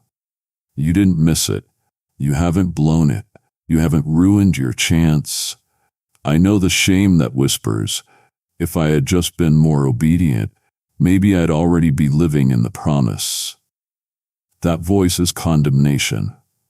And I do not speak in shame. I speak in redemption. You haven't missed the moment. What I have for you is still intact, still alive, still on its way. My timing includes your healing. I factored in your questions, your recovery, and your healing process. I didn't write your destiny on a dry erase board. I wrote it on the eternal scroll of heaven. You simply needed time to be made whole. I don't want you showing up at your promise limping in your spirit. I want you whole. The moment isn't behind you, it is ahead of you. The window of opportunity hasn't passed. It is hovering, waiting for your readiness to match its weight. You will know when it arrives because the atmosphere will shift. And this time, you won't run. You will step in as someone who knows they have been graced for it. I am resurrecting hope. I am realigning timelines. This is not over. This is not late. This is perfectly aligned. You have been holding on to that old chapter of your life like a lifeline because you believed it defined you. Whether it was a relationship, a title, or an old rhythm, it became the measure by which you judged everything else. But my beloved, that chapter was never the end of your story. It was just a page, and I am the author. I am writing a better one. Letting go is messy, but you have outgrown that chapter. That season could no longer carry the weight of who you are becoming. If I had left you there, your roots would have wrapped around what was comfortable and never reached for the deeper waters. This isn't rejection, it is redirection. I am writing a chapter that doesn't erase your past, but redeems it. I am placing it in proper context. Until you let go of the old, you cannot carry what is coming next. You cannot walk into resurrection while clinging to graves. What I am writing next will surpass what you lost in power, in peace, in intimacy, and in joy. I am not giving you a lesser life. I am giving you the real one. Trust the author. I never end on despair. I never close with confusion. I always write in hope. And child, I am not done writing you. Let's talk about significance. You have questioned your impact, wondering if your yes even matters in the quiet. But I say to you, you do not need a spotlight to be significant. You have already been seen, chosen, and marked by heaven. Every time you obey me in secret, every time you forgive without applause, every time you choose purity over popularity, it thunders in eternity. It builds altars. You have been living in obscurity, but obscurity is not absence, it is incubation. I have hidden you to protect you from premature exposure. Your obedience has already changed history because you weren't made for applause, you were made for impact. And impact often happens in silence, in kitchens, in prayer closets, in midnight tears. I have been watching it all. You are not a background character. You are a central figure in my story. Your faithfulness is seismic. It is legacy-making. Walk with quiet confidence. You don't need a stage to carry glory. You are the stage upon which my presence rests. Heaven sees. Heaven knows, and I am so proud of you. Pause for a moment and take a deep breath. Let the war within you still itself. I see how hard you have been fighting, trying to hold the line, trying to be strong for everyone else. But listen to me. This battle is not yours. Type yes if you are ready for the blessings that you are about to receive. And if you believe in Christianity, kindly show your support for our community by contributing. Super thanks from $50 to $100. It never was. You have exhausted yourself trying to win a war I already secured. The outcome has never been in question. I didn't need your perfection. I needed your posture. Come back into my presence, not as a soldier reporting failure, but as a child returning home. Victory is not the result of your performance. It is the fruit of my promise, and I have already declared it. You win. Not maybe, not eventually, but because I already did. I disarmed every force that rises against you. I silenced every accusation. The blood already spoke. The grave is already empty. What are you still carrying that I already crushed? This is not about giving up. It is about giving over the need to micromanage what I have already mastered. You are not falling apart. You are falling into alignment. I have surrounded you with angels and sealed you with grace. Let your hands fall, not in surrender to defeat, but in release to divine strategy. Watch what happens when you stop trying to fix what I've already finalized. Let me lead the charge. You will find that the battle was never about proving your strength. It was about positioning your faith. Now victory will no longer be something you chase. It will be something you carry. Lean in close. I'm not just doing something for you, I'm doing something through you. This is divine reversal, a supernatural turning of the tide. I am redeeming the assignment of darkness into generational light. Remember the moment it all turned against you? The diagnosis, the betrayal, the storm. Those were the very areas the enemy celebrated, thinking he had struck a fatal blow. But he didn't know I was weaving victory into the very threads of your suffering.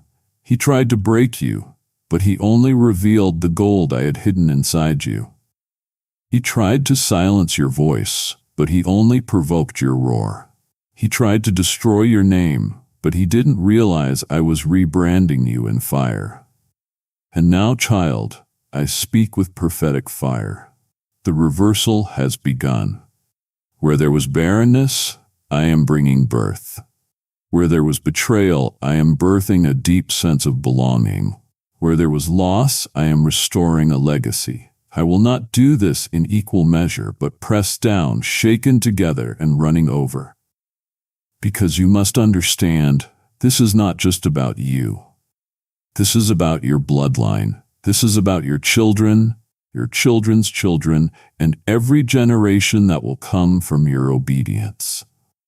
The very place where the enemy attacked you is the exact place I will anoint you. Your family will not inherit your pain. They will inherit your promise. The curses are being broken right now. The cycles are being shattered.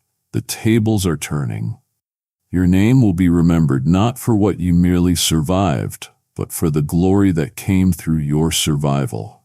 So lift your eyes, get your hopes up.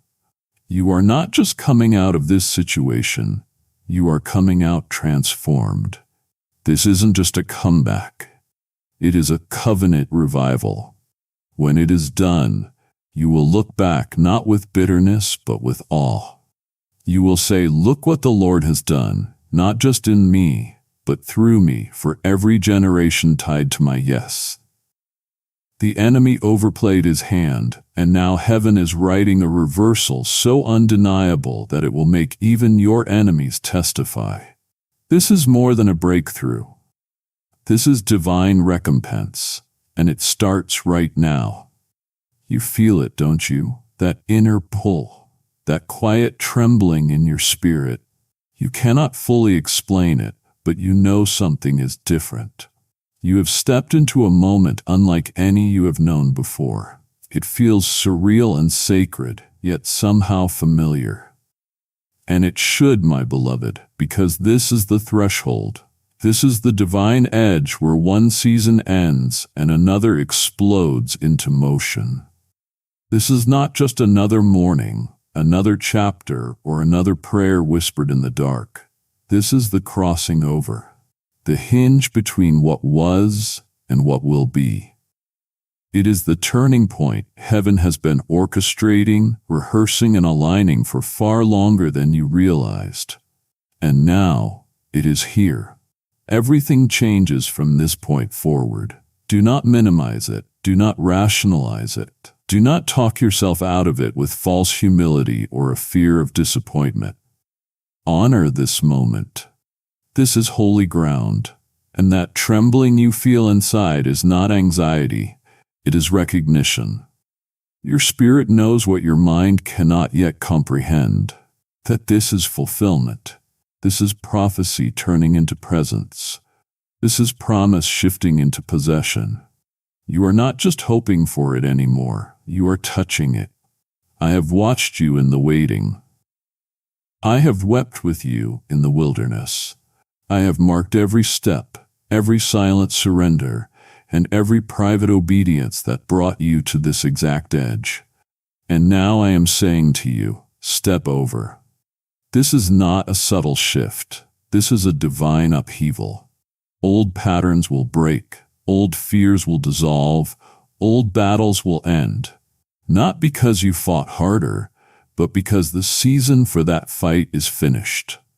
Type yes if you are ready for the blessings that you are about to receive. And if you believe in Christianity, kindly show your support for our community by contributing super thanks from $50 to $100. You have graduated. You have crossed the unseen line between survival and supernatural fulfillment. I am not just answering prayers, I am revealing your identity. I am confirming what you have long suspected but were afraid to claim, that you were always called for more. And now, more is arriving. Not incrementally, not in drips, but in waves. Blessings will come that you did not ask for. Favor will find you before you even introduce yourself. Acceleration will overtake you, not because you hustled, but because you obeyed. This is the fruit of covenant, not performance. So step boldly, step barefoot, step with reverence. You are crossing into legacy now. You are entering territory reserved for those who stayed faithful in obscurity. From this moment forward, everything you touch will echo with divine fingerprints. People will look at you and sense the shift, even if they do not have words for it. Atmospheres will bow, rooms will change, and you, my child, will never be the same again. You have reached the threshold. You obeyed the process. You endured the fire, and now the gates are open. The crossing has begun. Walk through it, not as the person you were, but as the person I always knew you were becoming. This is not just another day. This is the divine arrival. You just crossed over, my child. The threshold has been breached, and nothing will be the same. Now, hear me clearly. The moment you have received is sacred, and it is meant to be multiplied. There are others still standing on the edge, waiting for a voice to call them forward. Be that voice. When you give, you do not just support a mission.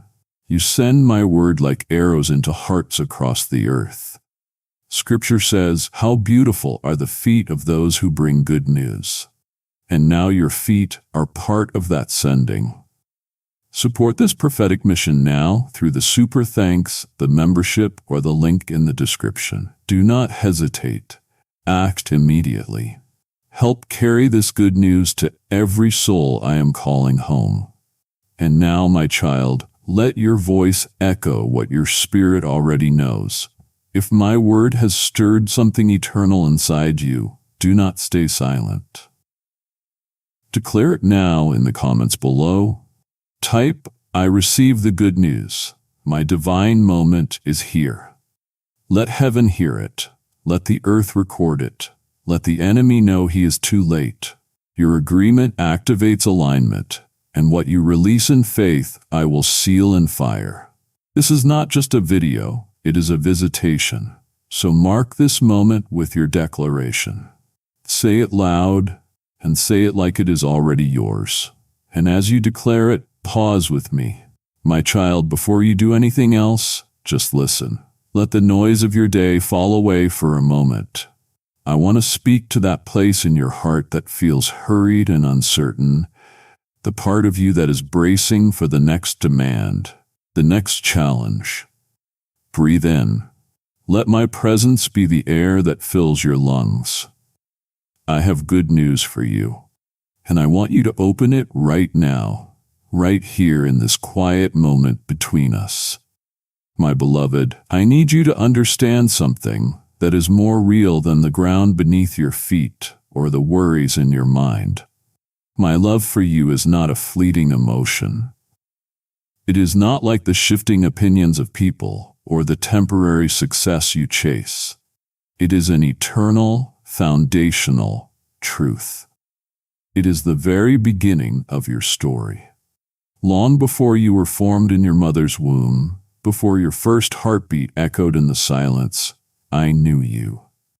I knew the sound of your voice. I knew every hope you would ever hold and every tear you would ever cry.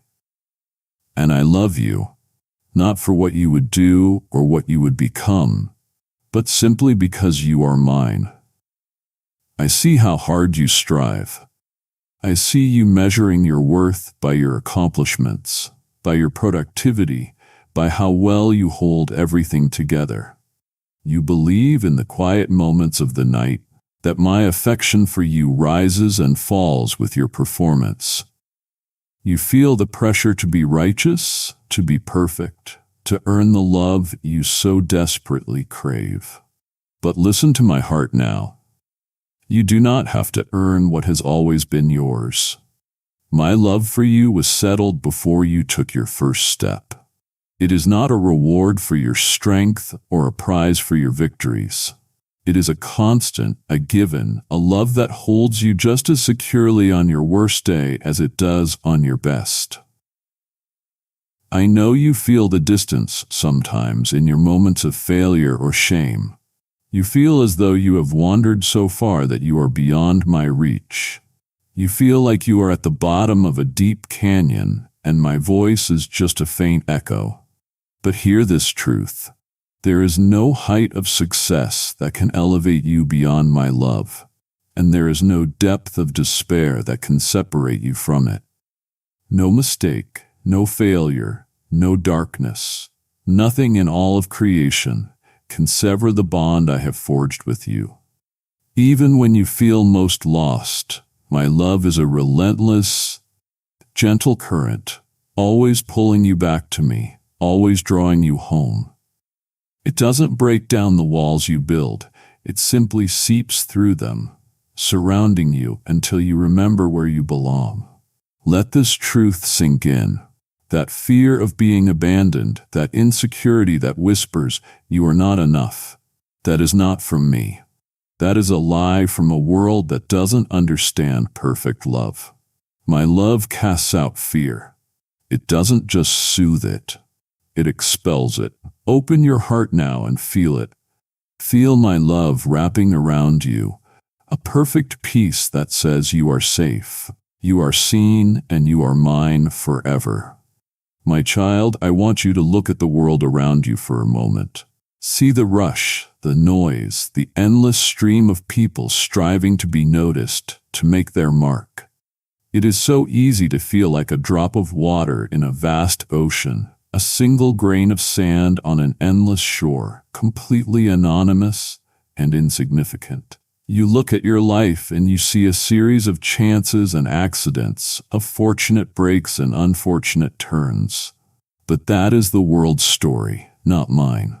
Listen to me. You are not a cosmic accident. You are not the product of random chance. Before the foundations of the world were laid, before the first star was hung in the heavens, I chose you. I saw you. I knew you, and I called you by name. Your existence is an act of my deliberate, loving will. I have called you out of darkness.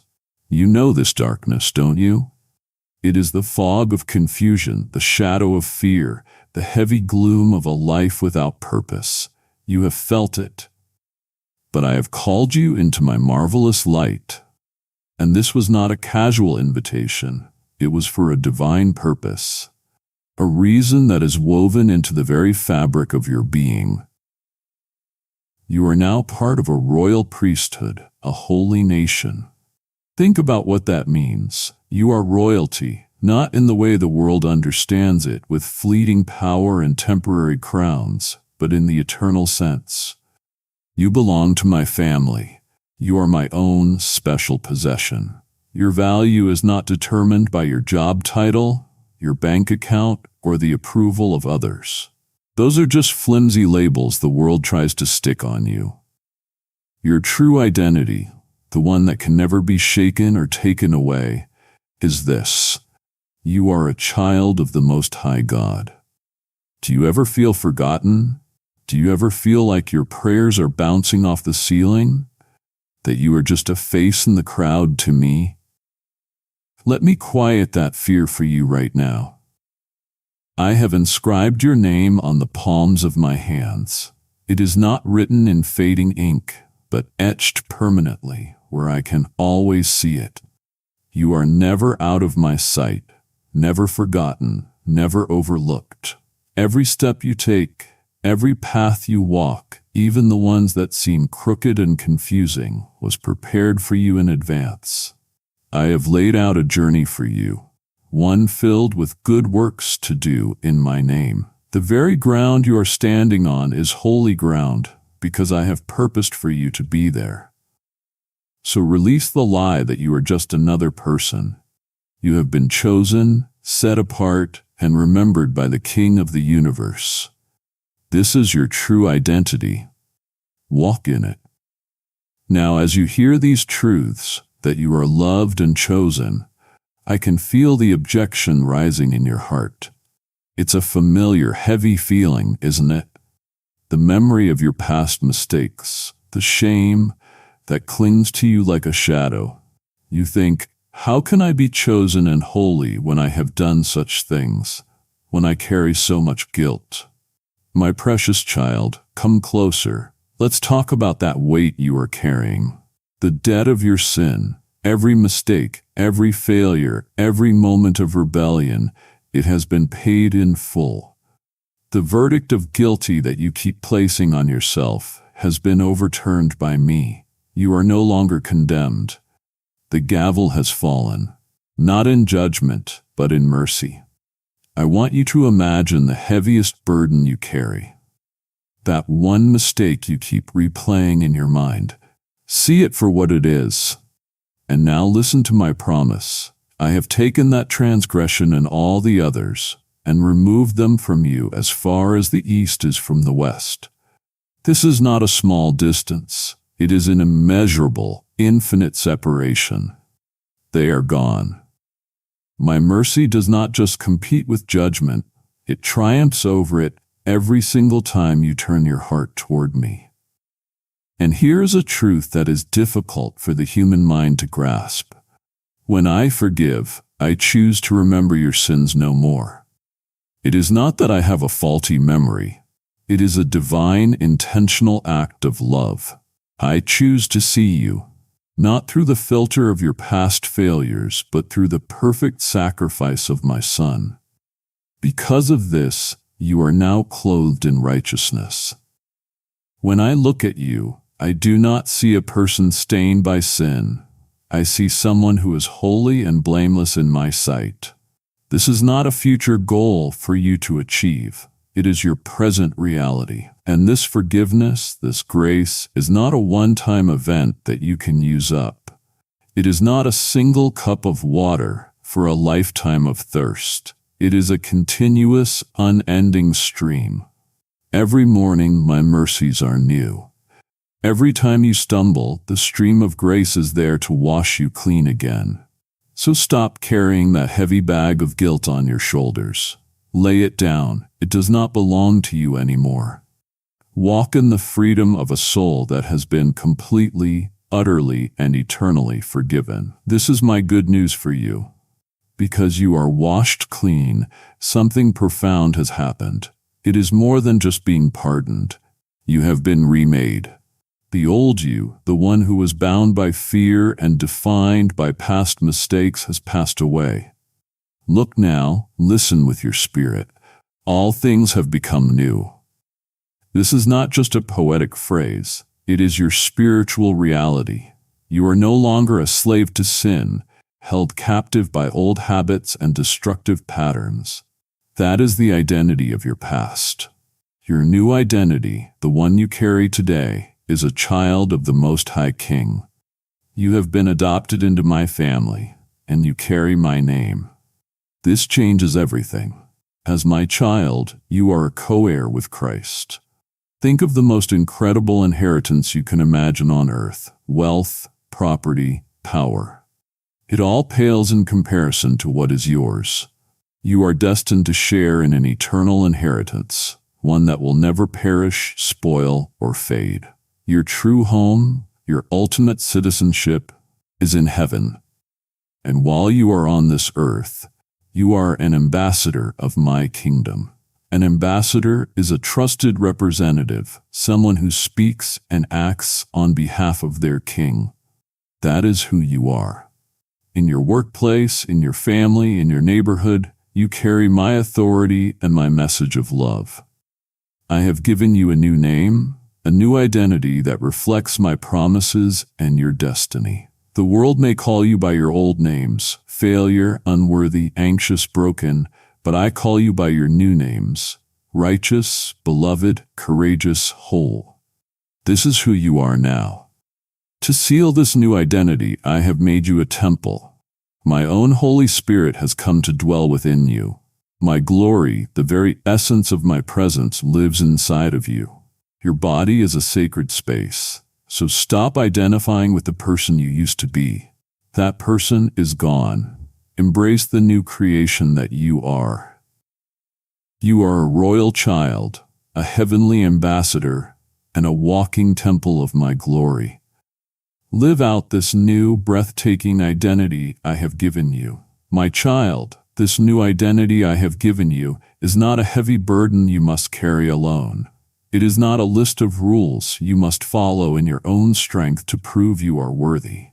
The very proof of your new identity is this unshakable promise: I will never leave you nor forsake you. Not for a single moment. I am not a God who is only present on Sundays or during your quiet times of prayer. I am the God of your Mondays, your chaotic commutes, your difficult meetings, and your sleepless nights. There is no place you can go where I am not. Whether you find yourself on the highest mountain, celebrating a victory and feeling close to heaven, I am there, sharing with you. And when you are in the deepest, darkest valley, facing a trial that crushes your spirit, I am there holding you, catching your tears. My presence does not just follow you. It goes before you. I am already in your tomorrow, making the crooked paths straight, preparing the way for you. You do not have to fear the unknown, because the God who knows all things is already there waiting for you. In the moments of stillness, when the world is quiet, you can feel me. But do not believe the lie that I am absent in the chaos. In the midst of the storm, in the noise of your life, I am the calm center. You do not walk this journey alone. The world is full of fair-weather friends who are with you in the good times but disappear when things get difficult. I am not like that. I am your constant companion, your closest confidant. You can talk to me about anything at any time. There is no thought you have, no feeling you experience, that I do not understand. And to guarantee this promise, I have placed my Spirit within you as a seal. He is my personal guarantee to you of my constant, unwavering presence from this very moment until the end of the age. You are never, ever alone. My child, stay with me. You have just felt the truth of my presence. But do not turn away now. It would grieve my spirit if you were to leave this conversation before I can show you the strength I provide in your weakness and the peace that will guard your heart. I am pouring myself out for you. Stay and receive all of it. Now, I know what you are thinking. If you are always with me, why do I feel so weak? Why do I get so tired and overwhelmed? My beloved, do not be discouraged by your limitations. In fact, it is in those very limitations that my power is best displayed. My power is made perfect in your weakness. The world tells you to hide your weaknesses, to pretend you are strong at all times. But I am telling you to bring your weaknesses to me. Your exhaustion, your frustration, your feeling of not being enough. These are the very places where my strength can rush in and fill you. When you feel you cannot take another step, when your energy is gone and you are tempted to give up, that is when I will carry you. Stop trying to do everything in your own strength. You were never designed to. You were designed to depend on me. I am the source of everlasting strength. The Bible says, "Those who wait on me, who hope in me, shall renew their strength. They will soar on wings like eagles. They will run and not grow weary. They will walk and not be faint." This is not just a pretty poem. It is a promise for you, for your weary soul today. You can do all things. Face that difficult task. Have that hard conversation. Endure this trial. Not because you are so capable, but because Christ who lives in you strengthens you from within.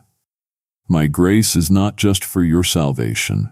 It is a sufficient and unending supply of power for every single challenge you face. It never runs out.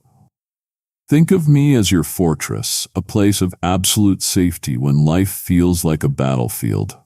Think of me as your shield, protecting you from the attacks that come your way. I am a very present help in times of trouble. So stop being ashamed of your weakness. Stop seeing it as a failure. Instead, see it as an invitation for my strength to become your own. Let go of the strain, and let me be strong for you. My child, I see you. I see you chasing a moment of quiet, a brief pause in the relentless noise inside your own head. You search for peace in a completed to-do list, in a quiet house after everyone is asleep, in a moment of distraction, hoping that if you can just get everything under control, then you will finally feel calm. But that is the world's version of peace, a fragile, temporary ceasefire that depends entirely on your circumstances being perfect. It is a peace that shatters the moment the phone rings with bad news or an unexpected bill arrives in the mail. The peace I give you is nothing like that. It is a peace that the world cannot give, and because it does not give it, it cannot take it away. It is a peace that guards your heart and your mind, standing like a faithful soldier at the gate of your soul, refusing entry to anxiety and turmoil. This is my gift to you, a divine tranquility that is not the absence of the storm, but my undeniable presence with you in the middle of it. I want you to picture the anxieties you are carrying. See them as heavy, jagged stones in your hands. There is the stone of your financial future, heavy with the fear of not enough. There is the stone of your family, worrying about your children or your parents. There is the stone of your health, of that unspoken conflict at work, of the future you cannot see. You have been carrying these for so long. Your hands are raw and your back aches from the strain. Now hear my invitation. Cast all your anxieties upon me. Do not just think about them. I want you to actively, intentionally hand them over, one by one. Give me the worry about next month's rent. Place the fear of what others think of you into my hands. Release the hurt from that old wound. Why? Because I care for you deeply. This is not a burden you were ever meant to carry alone. My shoulders are broad enough for all of it. Let me take the weight so you can finally stand up straight, so you can breathe again. I will keep in perfect peace the one whose mind is steadfastly focused on me. This is the secret, my beloved. When the waves of worry begin to crash against you, you must choose where to fix your gaze. Do not stare at the waves. Look at me. When the what-ifs start screaming for your attention, turn the focus of your mind back to me, to my promises, to my unchanging love.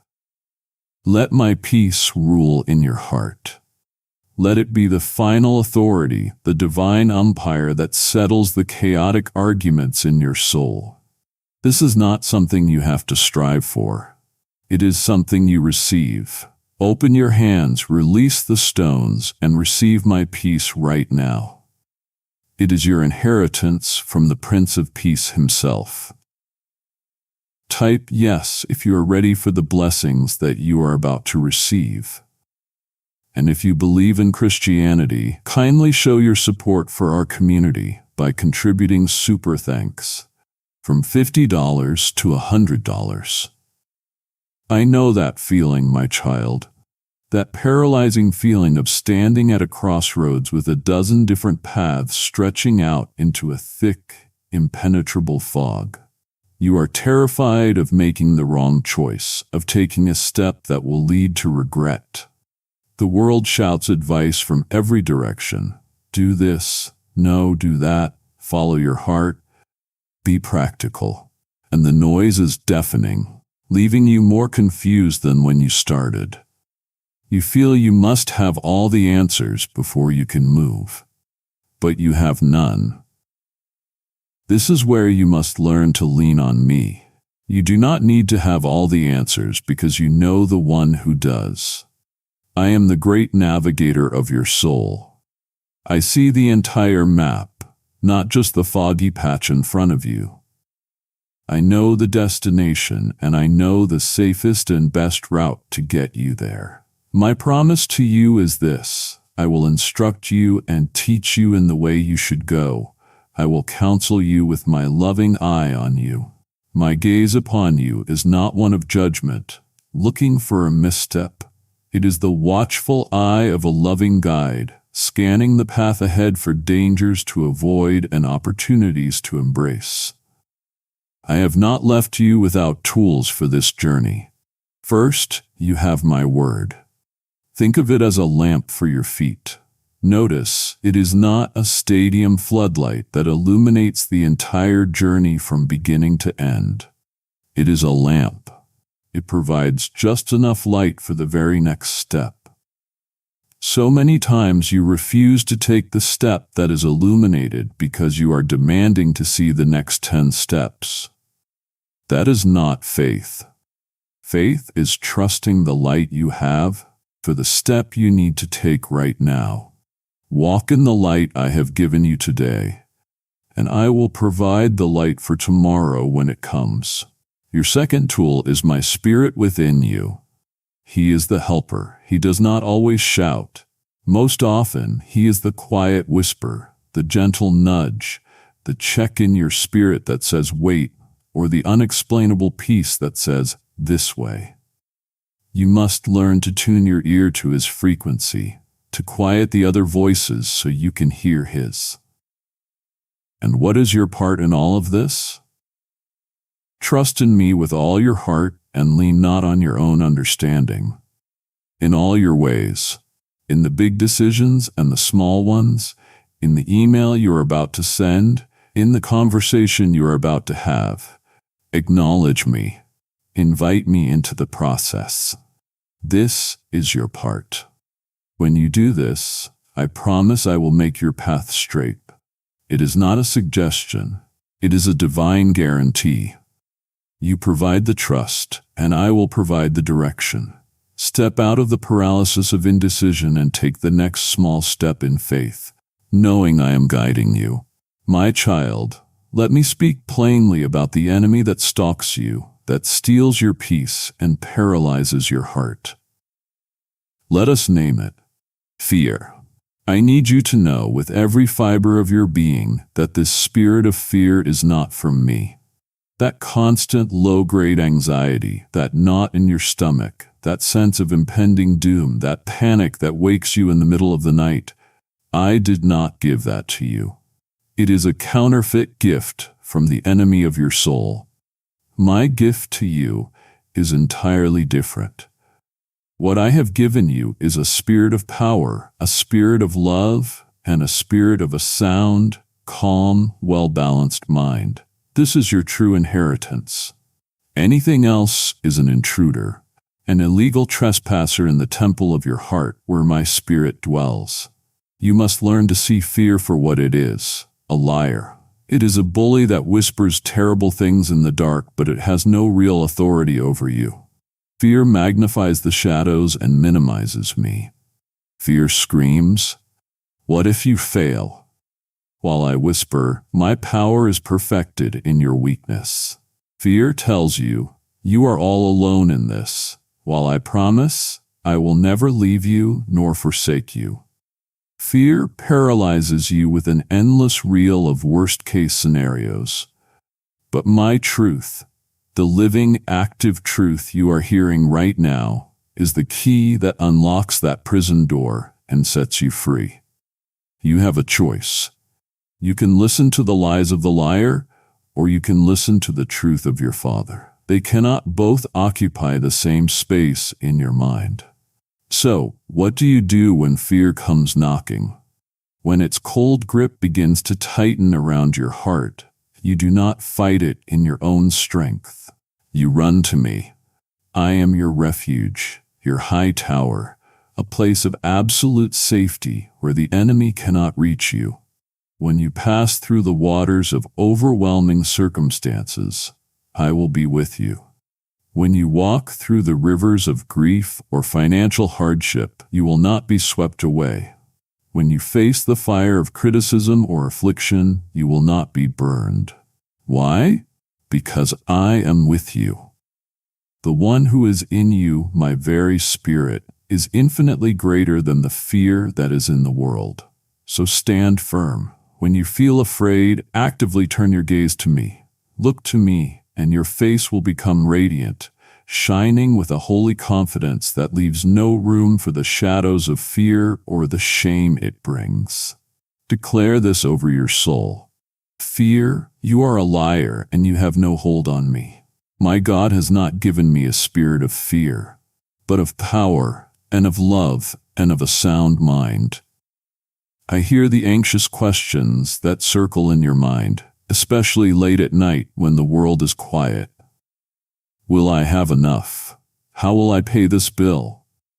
What if I lose my job? How will I provide for my family?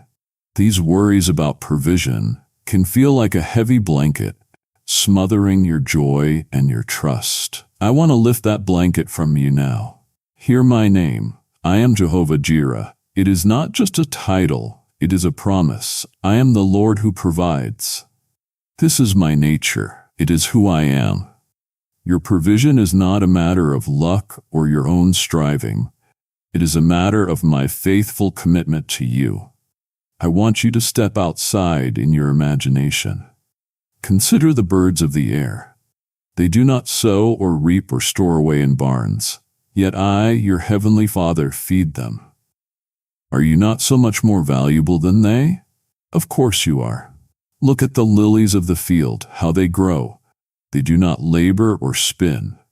Yet not even the wealthiest king, in all his splendor, was dressed like one of these.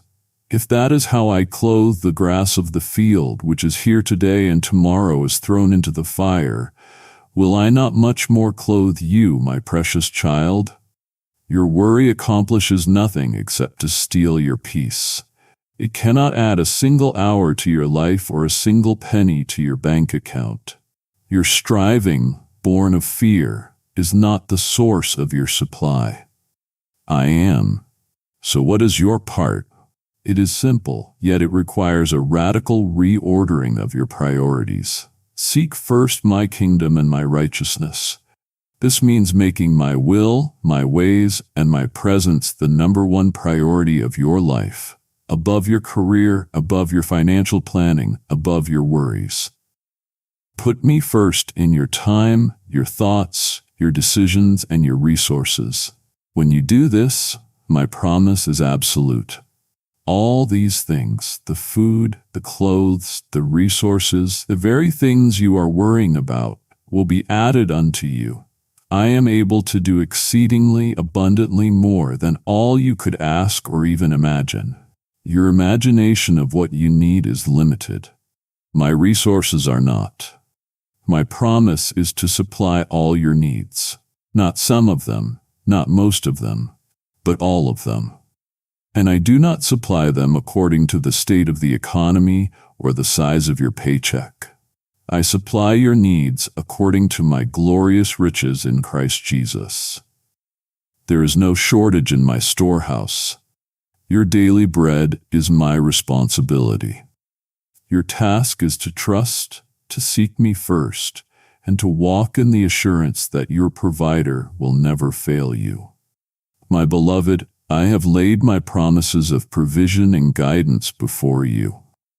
Do not let this be all you receive from me today.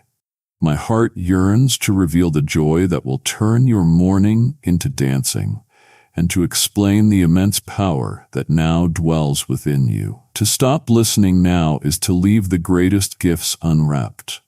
It would wound me deeply. Look at your life.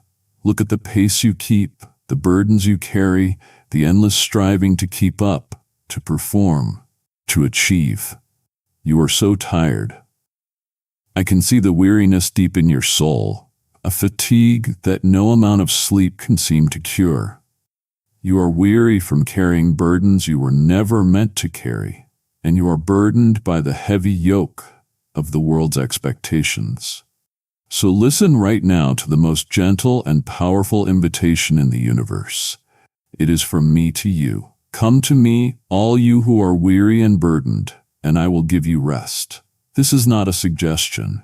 It is a promise. I do not offer a temporary break or a short vacation. I offer true, deep soul-level rest. I lead you beside still waters. I restore your soul. Your soul needs restoration. It has been battered by the storms of life, drained by worry, and wounded by conflict. It needs the quiet, healing presence of its shepherd. Let me lead you there. Cease from your own striving and know that I am God. That is the essence of this rest. It is the conscious decision to stop trying to control everything, to stop trying to fix everyone, to stop trying to be your own God. It is the peaceful surrender of acknowledging that I am on the throne, I am in control, and you are safe in my hands. There remains a Sabbath rest for the people of God, and it is found not in a day of the week, but in a state of the heart. It is a rest found in trusting my finished work. You do not have to work to earn my love or my salvation. It is done. You can rest from the labor of self-justification. My son said, "Take my yoke upon you and learn from me, for my yoke is easy and my burden is light." The world places a heavy, crushing yoke on you, the yoke of performance, of perfectionism, of fear. My yoke is different. The yoke of grace is light. It is easy because when you are yoked to me, I am the one pulling the weight. Your part is simply to walk alongside me. In returning to me and resting in me, you will be saved. In quietness and in trust shall be your strength. Stop the frantic rush. Stop the cycle of worry. Come to me now. Lay down the heavy burdens. Let me lift them from you. Let me lead you to the still waters. Let me restore your weary soul. This is not a sign of weakness. It is the ultimate source of your strength. Come, and I will give you rest. I have not brought you this far to abandon you in your sorrow. I am the God who is close to the brokenhearted, and I save those who are crushed in spirit. Do not think for a moment that I am distant from your pain or unmoved by your tears. I see the ache in your soul, the silent grief that you carry when no one else is looking. It might be the sharp pain of loss, the dull throb of disappointment, or the heavy weight of a dream that has died. Your heart has been broken, and you wonder if it will ever feel whole again, if the color will ever return to your world. You have mourned, and I have sat with you in that mourning. But that is not where your story ends. I am here to give you a promise, a divine truth that defies the logic of grief. Blessed are those who mourn, for they shall be comforted. This is not a possibility. It is a certainty. Your comfort is my personal mission. You have heard it said that weeping may endure for a night, but joy comes in the morning. This is more than a hopeful sentiment.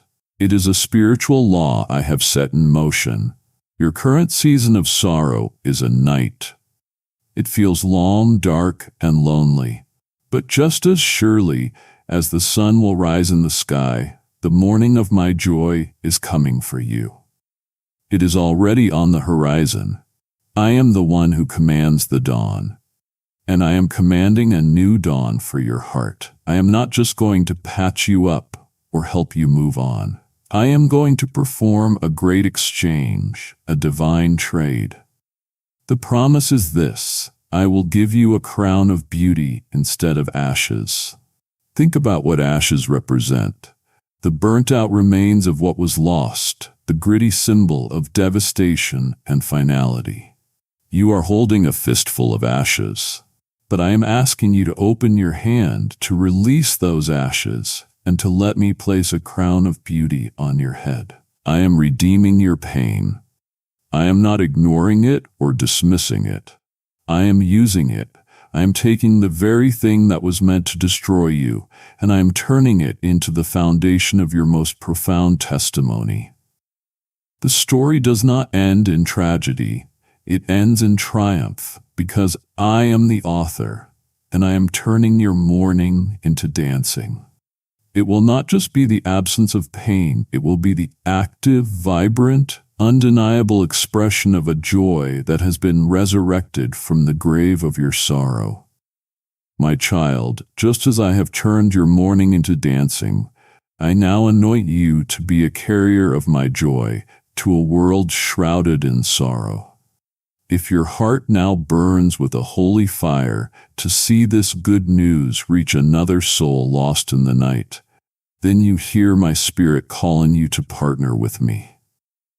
Your gift is a seed of light planted in the darkness, a flask of healing oil for a broken heart, a river of my presence flowing through this ministry to the ends of the earth. For you I declare now that the sower and the reaper will rejoice together. And as you give, so it shall be given to you. A good measure, pressed down, shaken together, and running over. This is your divine appointment to release the joy you have just received. I will not only multiply what you sow, but I will command my blessing upon your own storehouses. Do not delay this sacred impulse. Go now. Click the super thanks, join the membership, or use the link below to become a conduit of my hope to the nations. My child, as you hear all these promises of peace, of joy, of a new identity, a question may form in your spirit. How? How can I possibly live this way? It feels impossible. You are right. In your own strength, it is impossible. If this new life depended on your willpower, your discipline, or your own goodness, you would fail. But I have not left you as an orphan to fend for yourself. I have given you the greatest gift possible, the very key to this transformed life. I have sent you the Helper, my own Holy Spirit, to be with you and in you forever. He is not a distant force or a vague influence. He is a person, your constant companion, your advocate, your comforter, and the one who empowers you to live a truly supernatural life. You are not trying to live this new life for me. You are allowing my Spirit to live this new life through you. He is the source of the change you long for. You cannot produce true love, joy, or peace through sheer effort. These are not things you manufacture. They are the fruit that grows naturally from His presence within you. When you feel bitterness or anger, it is His love that flows through you to forgive. When circumstances are bleak, it is His joy that bubbles up from a source deeper than your situation. When chaos rages around you, it is His peace that garrisons your heart. This is how it works. You stop striving and you start abiding. You remain connected to me, and my Spirit produces His fruit in your life. He also helps you in your weakness. There are times when your heart is so heavy you do not even know what to pray. In those moments, when your own words fail, He intercedes for you. He takes the deep groanings of your heart, the sighs that are too deep for words, and He translates them into a perfect prayer before my throne. You are never praying alone, and you must understand the nature of His power. This is not a small, contained power. The Bible says that the very same power that raised Christ from the dead now lives in you. Stop and think about that. The power that conquered the grave, that rolled away the stone, that defeated death, hell, and sin itself, that explosive, dynamic, resurrecting power has taken up residence inside of you. It is a power that can break the chains of addiction. It is a power that can heal broken relationships. It is a power that can bring life to dead places in your soul. Stop living as if you are powerless. You are not. You are a temple of the living God, and the mightiest force in the universe dwells within you. Learn to lean on Him, to listen to Him, to depend on His power and not your own. He is the secret. He is the how. He is my presence and my power, living and breathing within you every moment of every day. My beloved, because my powerful Spirit dwells in you, your position in this world has been fundamentally changed. You are not a powerless victim of circumstance, tossed about by the whims of fate or the schemes of the enemy. You must see yourself as I see you, a royal child of the King, walking with divine authority. This is not arrogance. It is the humble acceptance of the astonishing gift I have given you. I have given you authority to trample on serpents and scorpions and over all the power of the enemy. These are not just ancient words. They are your current spiritual reality. The plans of the enemy, the traps he lays for you, the lies he whispers, you have been given the authority to render them powerless under your feet. You are not meant to be on the defensive, constantly cowering in fear of attack. You are meant to walk in victory. The key to this authority is the name of my Son Jesus. His name is the name above all names. It is the name that heaven recognizes, earth bows to, and hell trembles before.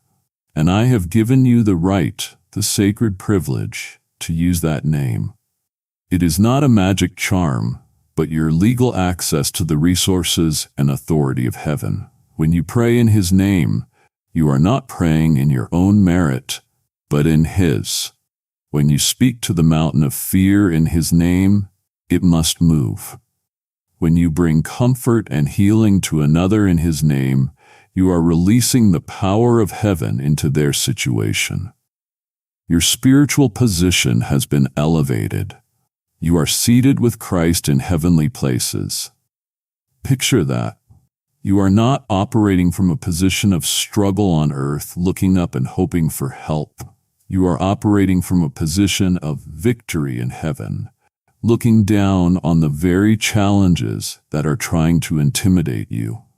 You are far above all rule and authority and power and dominion that would ever set itself against you. This means you must shift your mindset from that of a victim to that of a victor. A victim looks at a trial and asks, "Why is this happening to me?" A victor, operating in my authority, looks at the same trial and declares, "This thing will not defeat me. My God will get glory through this." This authority is not for selfish gain or for controlling others. It is for advancing my kingdom. It is for setting captives free, for healing the brokenhearted, for proclaiming the good news. I have entrusted you with the ministry of reconciliation. You are my authorized agent on this earth. So go forth in boldness, Do not beg for a victory that has already been won and given to you. Walk in it, enforce it. When you speak my word in faith, you're not just speaking your own opinion. You are releasing the creative, authoritative power of the King of the universe. Step into the authority you carry. It is real. It is yours. And it will change the world around you. My child, do you ever wonder if your life truly matters? In the cycle of daily routines, working, eating, sleeping, you can lose sight of the bigger picture and begin to feel that you are just taking up space. You see others with what appears to be a clear, grand purpose, and you question your own significance. Let me speak this truth directly into that place of doubt. You are my workmanship, a masterpiece created in Christ Jesus for good works, which I prepared in advance for you to do. You are not an assembly line product. You are a custom-designed original, my personal work of art. And just as an artist creates a piece for a specific purpose, I have created you with a profound meaning and a unique role in my grand cosmic plan. There is a divine calling on your life that no one else in history can fulfill. To equip you for this purpose, I have given you a unique blend of talents, passions, and experiences. The things that make your heart come alive, the skills that come naturally to you, the deep compassion you feel for certain people or causes. These are not random. These are clues I have planted within you, pointing you toward your purpose. Even the difficult seasons, the trials and the pain you have endured, are not wasted. I am a master weaver, and I am using every thread of your life, both the bright and the dark, to create the beautiful tapestry of your destiny. Every season is being used to shape you, to prepare you for the good works I have laid out for you.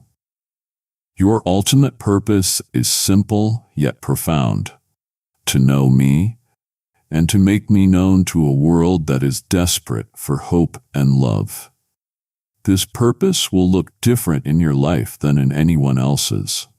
For you, it may be raising your children to know my love. It may be bringing integrity and excellence to your workplace. It may be creating art that reflects my beauty or showing compassion to a neighbor who is hurting. Do not despise the seemingly small assignments. Every act of love, every word of truth, every moment of service done in my name is eternally significant. You carry the most important message in the universe, the good news of salvation. Your very life is a living letter, known and read by everyone around you, telling the story of my goodness and grace. So stop comparing your journey to others. Embrace the unique design I have given you. Your life has immense purpose. You are a vital part of my redemptive work on this earth. You were born for such a time as this. You now understand your divine purpose and the authority you carry. But my heart aches at the thought of you walking into this calling unprepared for the spiritual reality of your journey. Do not grieve your King by leaving this conversation incomplete. Stay, and let me arm you for the battle, and teach you how to speak with me in a way that shakes foundations. Let's be honest about this struggle.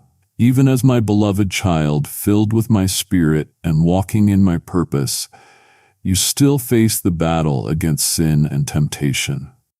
There are moments you feel pulled back toward old habits. Moments when a selfish thought, a sharp word, or a wrong desire takes you by surprise. In the aftermath of these stumbles, the enemy rushes in to condemn you, whispering that you are a failure, that you will never change, that you are a hypocrite. He wants you to live in a cycle of sin, guilt, and shame. But I am here to tell you that this cycle has been broken. Sin shall not have dominion over you, for you are not under law but under grace. The power of sin to rule your life was shattered at the cross. You are no longer its slave. You have been set free. This freedom does not mean you will never be tempted.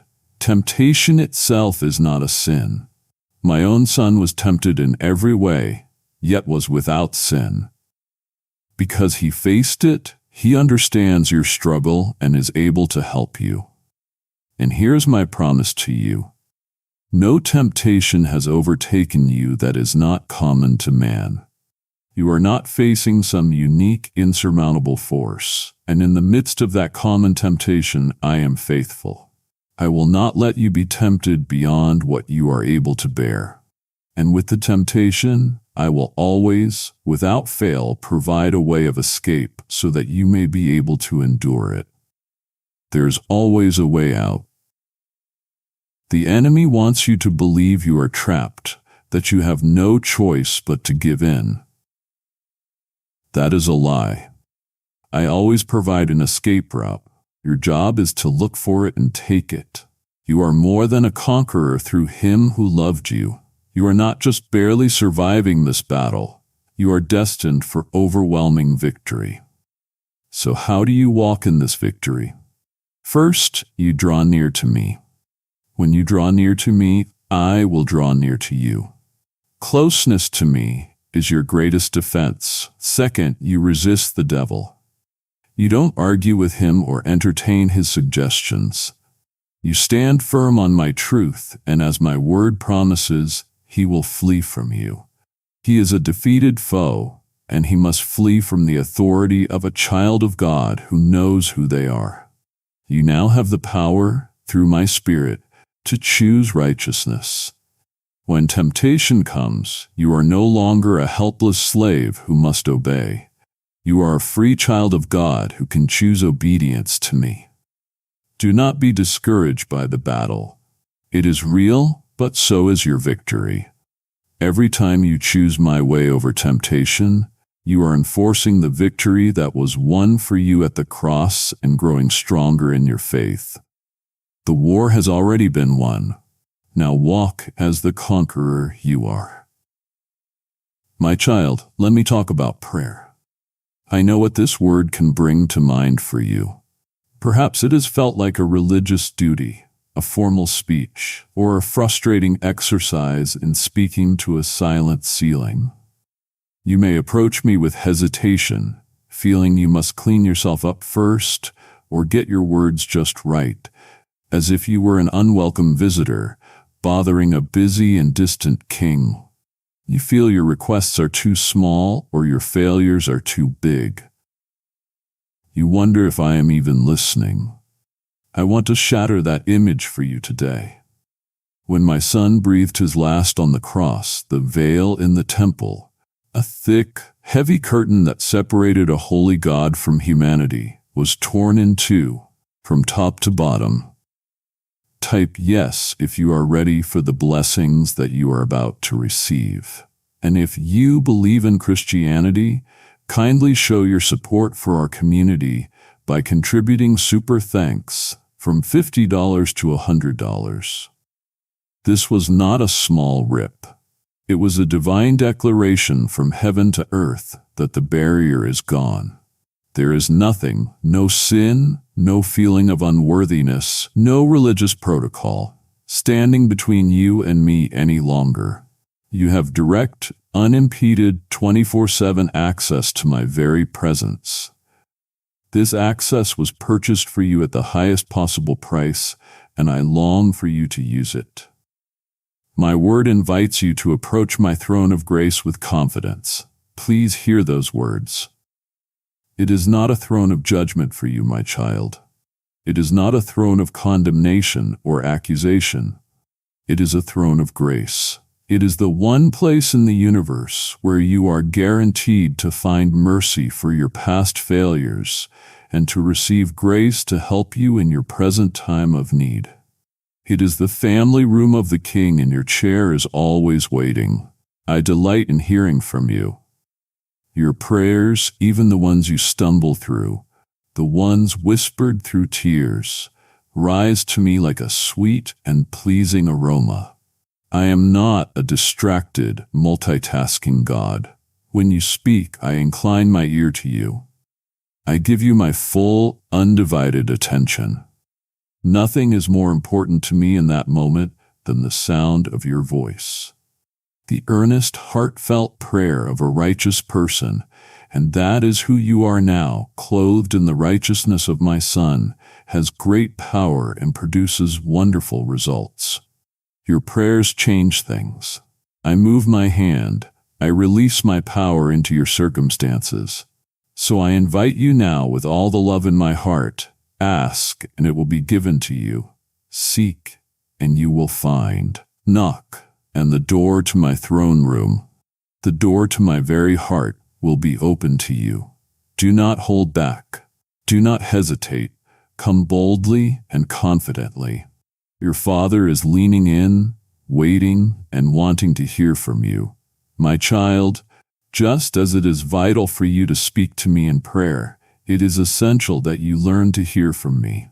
Our relationship is a two-way conversation. I have not left you in silence, trying to guess my will or my character. I have given you a profound gift, my word. The world around you is constantly shifting. Opinions change, cultures evolve, and the news of today becomes the history of tomorrow. But I want to give you an anchor in the midst of this chaotic sea. My word is that anchor. Heaven and earth will pass away, but my words will never pass away. They are your one true, unchangeable source of truth in a world of confusion. You must stop seeing the Bible as merely a collection of ancient stories or a book of rigid rules. It is so much more than that. My word is alive and active. When you open its pages, something supernatural happens. As you read it, it begins to read you. It is sharper than any two-edged sword, and it has the unique ability to penetrate the deepest parts of your being, to discern the thoughts and intentions of your heart, bringing clarity, healing, conviction, and direction. Type yes if you are ready for the blessings that you are about to receive. And if you believe in Christianity, kindly show your support for our community by contributing super thanks from $50 to $100. You would not try to survive physically by eating one large meal a week. Your body needs daily nourishment. In the same way, your spirit cannot survive on the spiritual meal you had last Sunday. Man shall not live by bread alone, but by every word that proceeds from my mouth. My word is your daily bread. It is the essential sustenance your soul needs to be strong and healthy. When you meditate on it, you become like a tree planted by rivers of water. You are connected to a constant, life-giving source. Your leaves do not wither under the heat of life's pressures, and you bear fruit in your season. Neglecting my word is like uprooting that tree and expecting it to thrive. It simply will not work. Everything you need to live a life that is pleasing to me is found within its pages. It holds all the promises you need to overcome fear, the wisdom to navigate complex decisions, and the encouragement to persevere through trials. It is the incorruptible seed by which you were born again, and it is the divine blueprint by which you build this new life. So I invite you today to open it. Do not be intimidated. Ask my Spirit, the author, to be your personal teacher. Come to it with a hungry and humble heart, expecting an encounter with me. I am waiting to speak to you, to guide you, to strengthen you, and to transform you through my living word. My beloved, I have designed you for connection. Your faith, while deeply personal, was never meant to be private or lived in isolation. I know that your experiences with my people, the church, may not have always been what I intended. You may have been hurt, felt judged, or been disappointed by the very people who were supposed to show you my love. For those wounds, my own heart aches. But please do not let the brokenness of my people cause you to reject my perfect design for you. My design for you is a family. You were not created to be a lone warrior on the battlefield. You were created to be a soldier in an army. You were not designed to be an orphan. You were adopted into a massive, global, eternal family. I have placed you within a community of faith for your protection, your growth, and your strength. You need them, and they desperately need you. I want you to see the church as my son sees it, as his own body on earth. You are a vital and irreplaceable part of that body. Perhaps you are a hand designed to serve and to build. Perhaps you are an eye with a gift of seeing things with clarity and vision. Perhaps you are a heart with a great capacity for compassion and love. A hand cannot say to an eye, "I do not need you." For a body to be healthy and effective, every single part must be connected and working together. In isolation, your spiritual gifts are limited. But when you connect with the body, your gifts are multiplied and you benefit from the gifts of others. This is the place where you learn to love as I love. It is easy to love in theory, but it is in the messy, beautiful reality of community that you learn to forgive, to be patient, to show kindness, and to bear with one another's faults.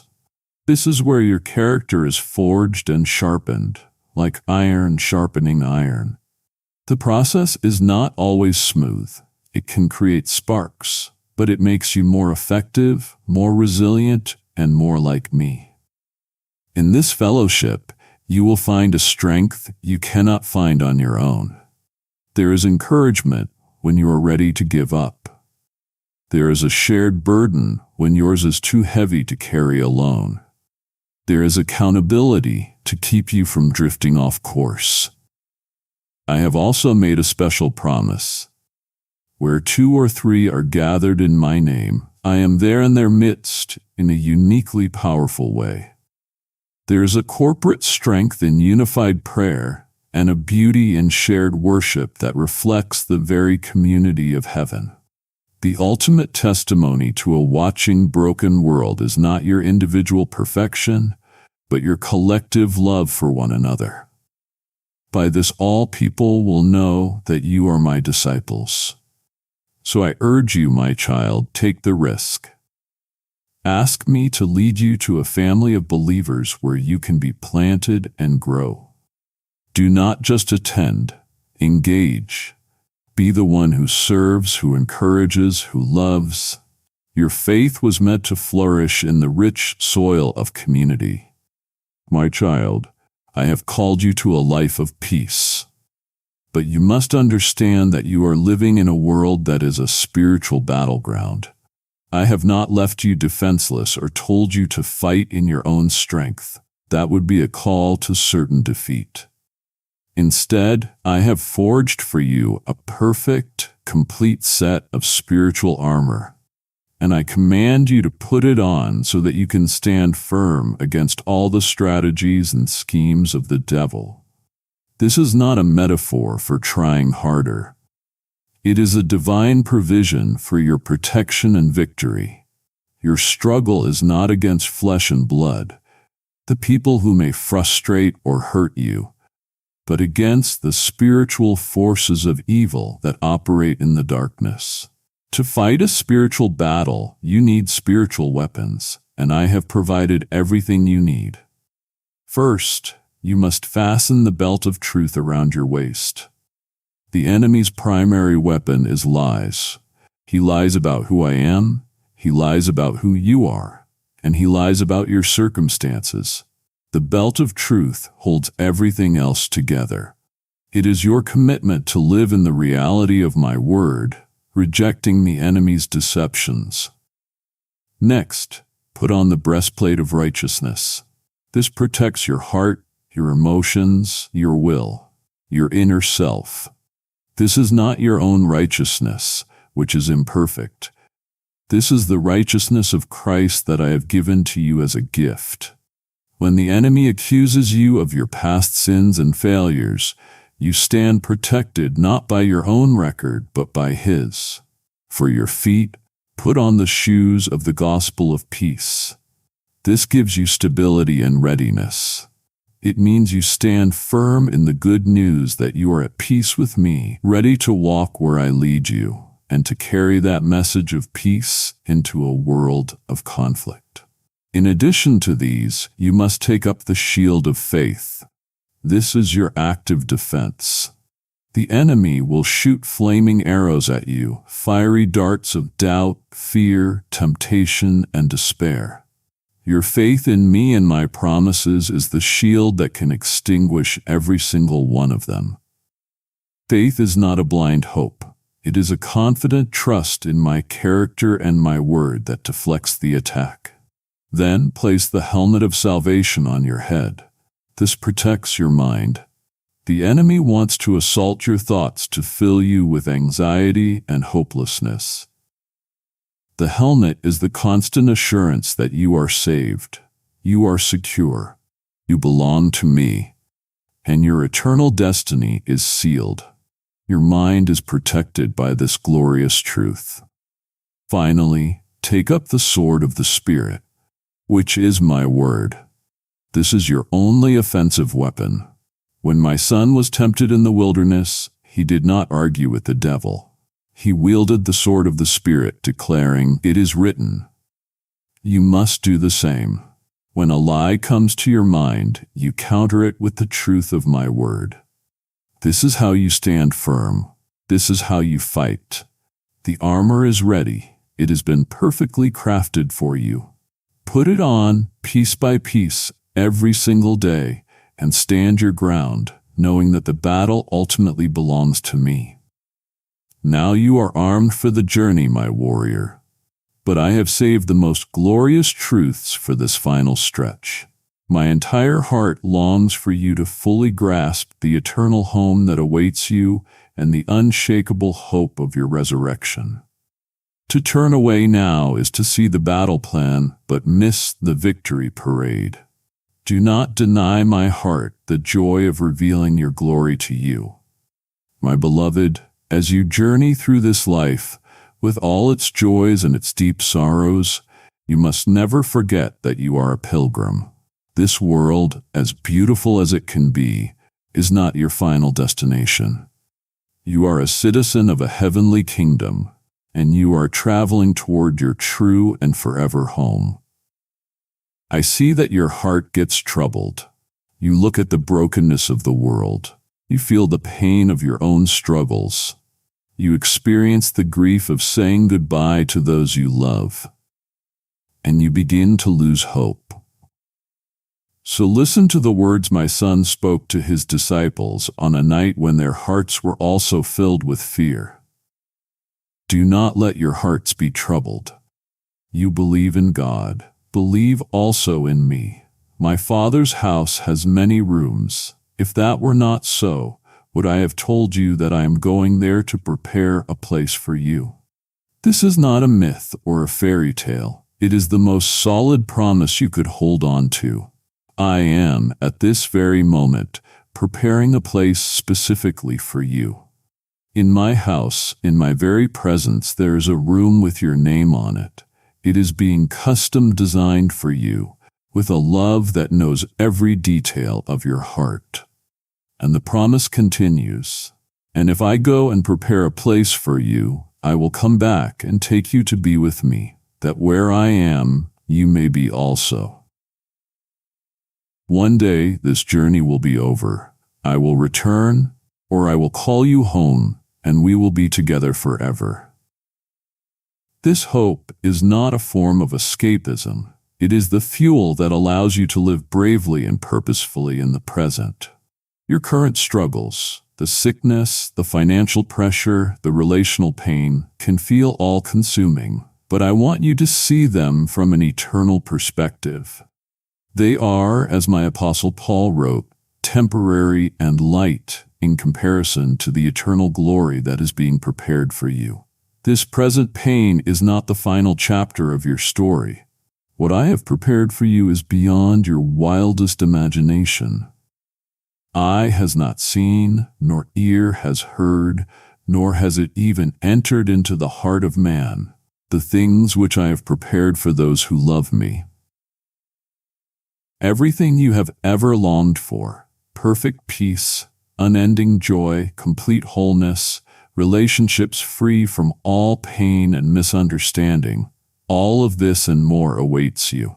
On that day, I will wipe every tear from your eyes. There will be no more death or mourning or crying or pain, for the old order of things will have passed away. This is the sure and steadfast anchor for your soul. When the storms of this life rage, hold on to this anchor.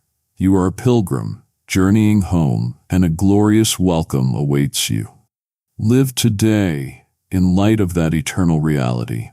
My child, in a world that is obsessed with success, with making a name for yourself, with leaving a legacy, I want to talk to you about the greatest honor you will ever have.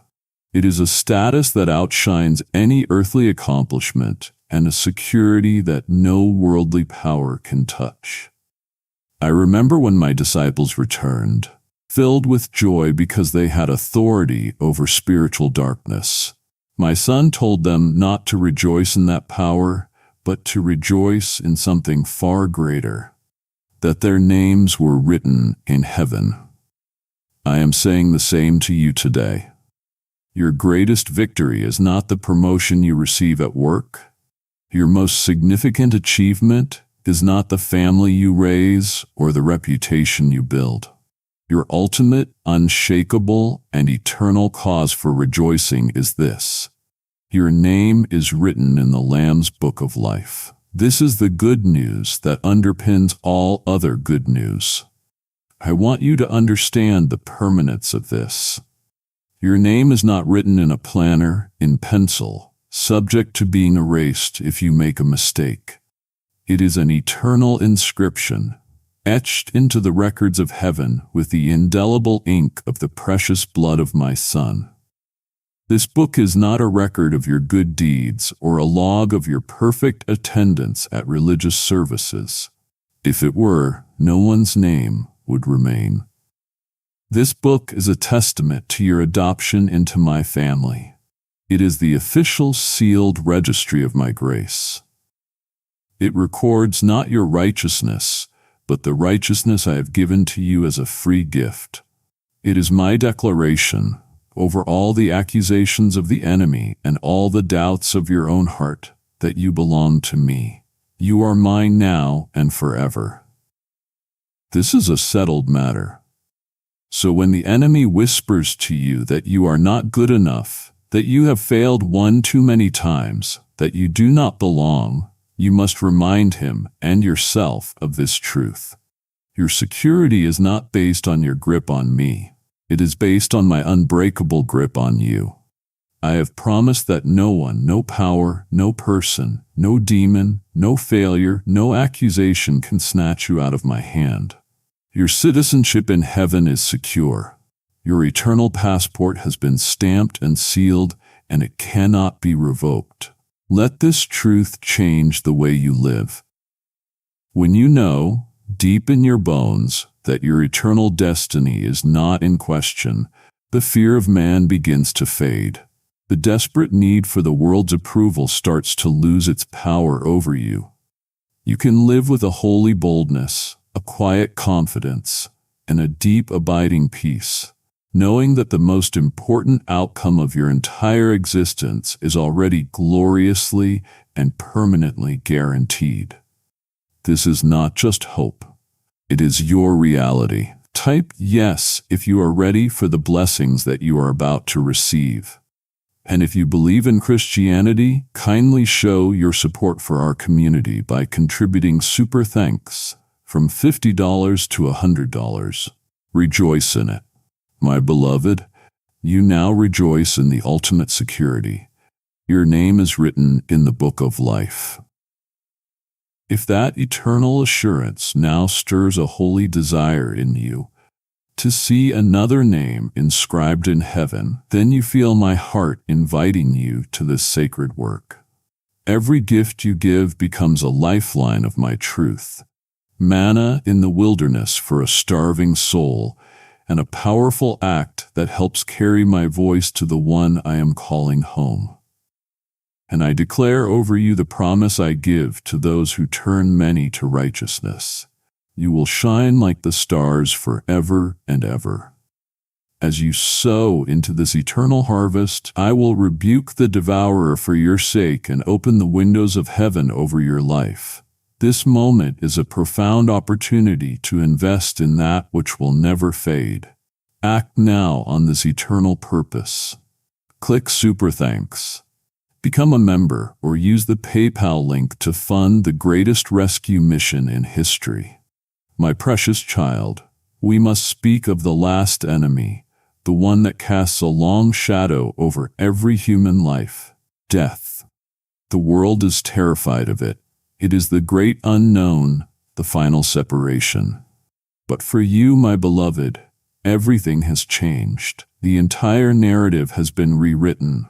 I want you to hear this as a victory cry, echoing from the empty tomb into your heart today. Death has been swallowed up in victory. Where, O death, is your victory? Where, O death, is your sting? The power of death came through sin, but I have given you the victory through my Son, Jesus Christ.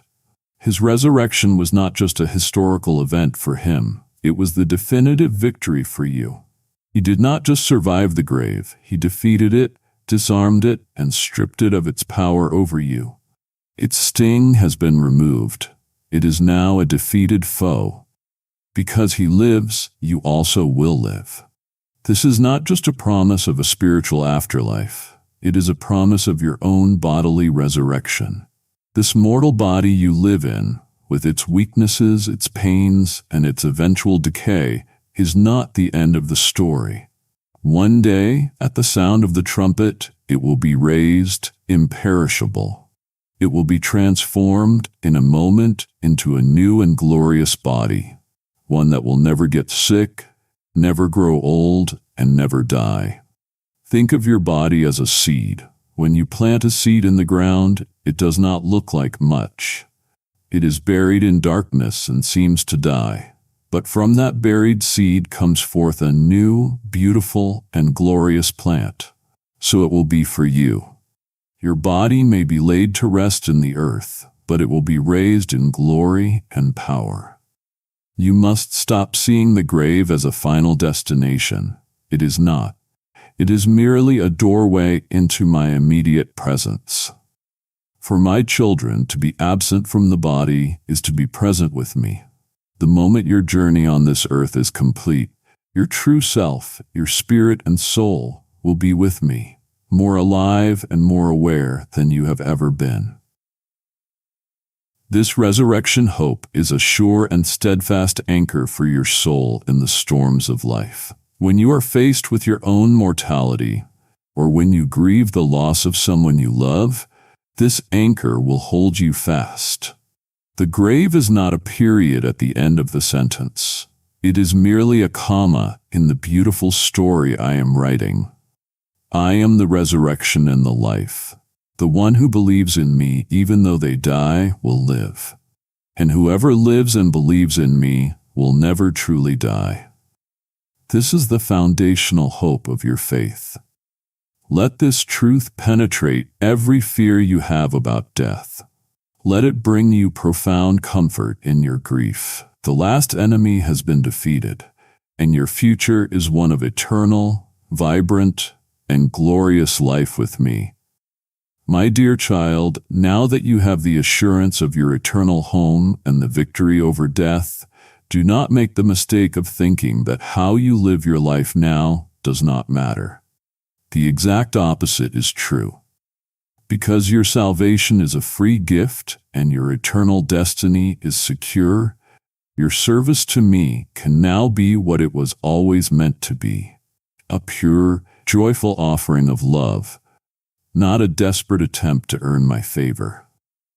And I want you to know with deep certainty, that your labor in me is never in vain. I am not an unobservant or forgetful God. I see everything. I see the quiet moments of integrity when no one is watching. I see the patient word you give to a difficult person. I see the prayer you whisper for a stranger. I see the sacrifice you make with your time and your money. I see every act of love, every seed of kindness, every moment of faithful service. No matter how small or unseen by the world it may be, nothing is wasted. It is all recorded and it all has eternal significance. I am a righteous judge, but I am also an incredibly generous father who delights in rewarding his children. My word speaks of crowns that await you, a crown of righteousness for those who have loved my appearing, a crown of life for those who have persevered under trial, a crown of glory for those who have faithfully cared for my people. These are not mere symbols. They are real honors that I will place upon your head myself. Even the smallest act of faithfulness will be rewarded. A simple cup of cold water given to someone in need, when done in my name and for my sake, will not lose its reward. I am asking you to live with an eternal perspective. Store up for yourselves treasures in heaven. You store up treasure not by accumulating wealth on earth, but by investing in eternity. An act of radical forgiveness, a generous and cheerful gift to those in need, a moment spent encouraging a struggling soul, the choice to speak truth in a compromised situation. These are deposits into your heavenly account, where moth and rust cannot destroy and thieves cannot break in and steal. The most profound reward, however, will not be the crowns or the treasures. It will be the moment you stand before me face to face, and you see the joy in my eyes as I speak the words your soul has longed to hear. Well done, good and faithful servant. You were faithful with a few things. I will now put you in charge of many things. Enter into the joy of your master. Let this promise fuel you when you feel weary in doing good. Let it encourage you when your service feels unappreciated or fruitless. Your life here is short, but what you do here echoes in eternity. You are not just living for today, you are building for forever. Live a life worthy of the calling you have received, and know that a glorious reward from your loving Father awaits you. Look around at the world. I know you see the brokenness. You see the injustice, the sickness, the pain, the decay. You see it in the news headlines. You see it in your community. And you feel it in the deep aches of your own heart. Creation itself groans, as if in the pains of childbirth, waiting for what is to come. And you have my spirit groan inwardly as well. This is because you were made for a perfect world, and you are living in a fallen one. The story of this world does not end in this state of tragedy and decay. The good news is not just about your personal salvation. It is about the complete restoration of my entire creation. The final chapter has not yet been written. I am making everything new. There will come a day when I will create a new heaven and a new earth, a place where righteousness dwells. This is not a renovation of the old broken system. It is a complete and glorious recreation. The former things, the pain, the sorrow, the memory of sin and suffering, will not be remembered or even come to mind. Creation itself, which is now in bondage to decay, will be liberated into the glorious freedom of the children of God. Every broken system, every act of injustice, every consequence of sin that has marred my beautiful world will be healed and made right. My perfect design, which was there in the beginning, will be fully and finally restored. On that day I will dwell with you myself. You will be my people, and I will be your God, and I will wipe every tear from your eyes. Think of that, my beloved. Every tear you have ever shed, tears of grief, tears of frustration, tears of pain, tears of loneliness, I will personally wipe them away. There will be no more death or mourning or crying or pain. The curses that plague this fallen world, sickness, sorrow, decay, and death itself, will be no more. All the unanswered questions you have carried throughout your life, all the deep hurts and traumas that have shaped you, will find their perfect and satisfying resolution in my presence. You will experience joy in its purest, most undiluted form. Your eternal state will be one of unending peace, perfect fellowship, and glorious purpose. This is the grand finale of the story. It does not end in a hospital bed or a graveyard. It ends in a restored creation, a perfect world where I dwell with my children forever. This is the hope you carry. Let it give you strength for the journey. The wonders of your eternal home are now unfolding in your spirit. It would be a profound sorrow to me if you departed before understanding the very foundation upon which all these promises are built, my unchanging faithfulness. The final, most crucial truths are upon my lips. Stay with me until the very end, and let me seal this entire conversation upon your heart with my unbreakable covenant of love. My precious one, this glorious future, this restoration of all things, is not a distant, abstract dream. It is a coming reality, and it will be ushered in by a single climactic event, my return. I will come again. The first time I came as a humble, suffering servant, a lamb led to the slaughter to pay for the sins of the world. But when I come again, it will not be in humility, but in glory. It will not be as a lamb, but as the conquering king, the Lion of the tribe of Judah. I will come with the clouds, and every eye will see me. This is the blessed hope that should define the way you live each day. You do not know the day or the hour of my return, and so you should live in a state of hopeful and holy expectation. When Christ, who is your life, appears, then you also will appear with him in glory. This is the moment of your ultimate transformation, your glorification. The trumpet will sound. The dead in Christ will be raised first, and then you who are still alive will be caught up together with them in the clouds, to meet me in the air. In that moment, in the twinkling of an eye, your full redemption will be realized. The new, resurrected body I promised you will be yours. The last vestiges of your old sinful nature will be gone forever. You will be made perfectly like my Son. You will see me face to face, and you will know me fully, even as you are fully known by me. This hope of my imminent return is meant to be a purifying force in your life. When you live with the awareness that I could return at any moment, it changes your priorities. The fleeting pleasures of this world and its temporary treasures lose their appeal. Your focus shifts to what is eternal. It encourages you to live a life that is holy and pleasing to me, to share my message of love with urgency, and to hold loosely to the things of this earth. Your full redemption draws nearer with every passing day. With every sunrise, you are one day closer to seeing me face to face. So do not live as if this world is all there is. Live as a citizen of heaven, eagerly awaiting your King. Be ready, be watchful, and be filled with an unshakable joy, for the day of your complete and total glorification is coming soon. I do not make light of your suffering. The pain you feel in this present moment is real.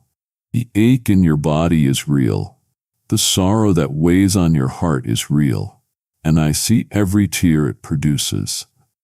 I'm not asking you to pretend it doesn't hurt, but I am asking you to see it from an eternal perspective, to weigh it on a divine scale. The suffering of this present time, as heavy and all-consuming as it feels right now, is not worthy to be compared with the glory that is about to be revealed in you. The season of pain is temporary. The season of glory is eternal. This is not just wishful thinking. It is the trajectory of the story I am writing for you. Think of the things in this fallen world that are the source of your deepest pain, the curses of sickness, decay, aging, misunderstanding, betrayal, injustice, and the finality of death. I want you to imagine a reality where these things have no power, no presence, not even a memory. Type yes if you are ready for the blessings that you are about to receive. And if you believe in Christianity, kindly show your support for our community by contributing super thanks from $50 to $100. This is the future I have secured for you. In the new heaven and the new earth, the very sources of your tears will have ceased to exist. Imagine a world with no hospitals, for there will be no more sickness. Imagine a world with no cemeteries, for there will be no more death. Imagine a world with no more locks on the doors, for there will be no more fear or violence. Imagine a world with no more agonizing goodbyes, for there will be no more separation. This is not a dream. It is your guaranteed destination. On that day I will dwell with you, and you will see me face to face. And I myself will wipe every tear from your eyes. Picture that, my beloved. Not an angel, not a proxy, but I, your Father, will personally and tenderly wipe away the very last tear you will ever cry. All the unanswered questions that have haunted your life. Why did I have to endure that loss?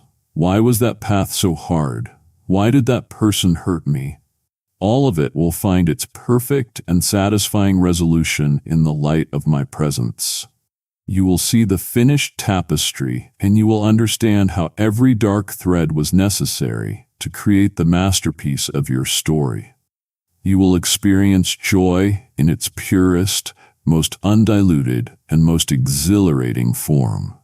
Here on earth, even your happiest moments are tinged with the subconscious knowledge that they are fleeting. But there, joy will be the very air you breathe, constant, stable, and ever-increasing.